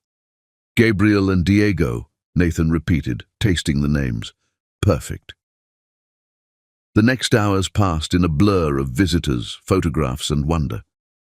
Rosa arrived first, taking turns holding each great-grandson while crying tears of joy. Melanie came next, her usual composure cracking the moment she saw the twins. "They're perfect," she whispered, holding Gabriel with shaking hands. "Absolutely perfect." "Would you like to hold your other grandson?" Margie asked. And Melanie nodded, tears streaming down her face as Nathan placed Diego in her arms. "I'm sorry," Melanie said suddenly, looking at Margie. "I'm so sorry for the way I treated you, for the things I said. You've given my son everything I couldn't. Happiness, purpose, and now these beautiful children." "We're family now," Margie said simply. "All of us. That's all that matters." Magnolia Beauregard arrived with flowers and tears, followed by families from the foundation, teachers from Margie's school, and friends who'd become chosen family. The hospital room overflowed with love and laughter as their community celebrated the newest additions. That evening, as visiting hours ended and they were finally alone with their babies, Nathan sat in the chair beside Margie's bed, holding Diego while she nursed Gabriel. The weight of his son in his arms felt like holding the entire universe, fragile, precious, and infinitely valuable. "Do you remember," Margie said softly, "that first night when I found you having nightmares? When you told me you had nothing to offer? I remember thinking I was broken beyond repair. What do you think now?" Nathan looked at his son's peaceful face, then at his wife nursing their other son, then at the life they'd built together from the ashes of his old existence. "I think broken things can be mended with love," he said. "I think miracles happen when you stop believing in limitations. I think the man who had everything really had nothing, and the man who lost everything found the only things that matter." "What matters?" Margie asked, though she knew the answer. "Love, family, the chance to wake up every morning next to the woman who saved my soul and raised children who will know they were wanted desperately and loved completely." Gabriel stirred in Nathan's arms, his tiny hand reaching up to grasp Nathan's finger again. The simple gesture sent waves of fierce protectiveness and overwhelming love through Nathan's chest. "I promise you," Nathan whispered to his son, "that you will never doubt you are loved. I promise you'll grow up knowing that love is the most powerful force in the universe, that kindness matters more than wealth, that family is everything. And you, my beautiful boy," Margie said to Diego, "will grow up knowing that miracles are real, that fighting for what matters is always worth it, that love can conquer any obstacle." 6 months later, Nathan stood in the nursery of their new house, a comfortable 4-bedroom home in a family-friendly neighborhood with a yard where children could play safely. Gabriel and Diego slept peacefully in their cribs, both healthy and thriving beyond every medical prediction. Margie found him there, as she often did, simply watching their children sleep. "Having trouble believing they're real?" she asked, slipping her arms around his waist. "Having trouble believing I deserve them," Nathan admitted, "that we deserve this much happiness." "We fought for this happiness," Margie reminded him. "We earned it through love, through faith, through refusing to give up on each other. Do you ever miss our old life? The simplicity of just the two of us?" Margie laughed softly. "Never. This chaos, this exhaustion, this overwhelming love. This is what I was born for. What we were born for." Nathan turned in her arms, looking at the woman who had transformed every aspect of his existence. "What do you think they'll be when they grow up?" "Loved," Margie said simply. "Everything else is just details." As they stood in the soft glow of the nightlight watching their miracle babies sleep, Nathan reflected on the incredible journey that had brought them to this moment. 4 years ago, he'd been a man frozen in time, convinced his story was over. Now he was living the most beautiful chapter of a love story that had defied every odd, overcome every obstacle, and created literal miracles. Gabriel stirred in his crib, making soft baby sounds that made both parents smile. Diego stretched and yawned, his tiny face peaceful in sleep. They were perfect, these children who had been medically impossible, these gifts who had chosen Nathan and Margie as their parents against overwhelming odds. "I love you," Nathan whispered to his wife. "I love our children. I love the life we've built together." "I love you too," Margie replied, "all of you, forever and always." The man who had once believed he was sterile now held his son each morning and watched his other son discover the world with wonder-filled eyes. The woman who had risked everything for love now had a family that proved every risk had been worth taking. Their love story had begun with ice meeting fire, continued through storms that would have destroyed lesser couples, and culminated in the greatest miracle of all, life created from love, hope made manifest in 2 perfect children who bore their features and carried their dreams into the future. Nathan Hoffer had learned the ultimate truth, that real wealth wasn't measured in dollars or assets, but in moments like these, in the trust of a baby falling asleep in your arms, in the smile of a woman who chose to love you when you couldn't love yourself, in the knowledge that love, when it was real and true and fought for, really could conquer everything. As he and Margie finally left the nursery to get what sleep they could before the next feeding, Nathan felt a peace so complete it took his breath away. Tomorrow would bring new challenges, new joys, new moments of wonder as Gabriel and Diego continued to grow and discover the world. But tonight, the billionaire who had discovered that love was the only currency that mattered, was the richest man alive.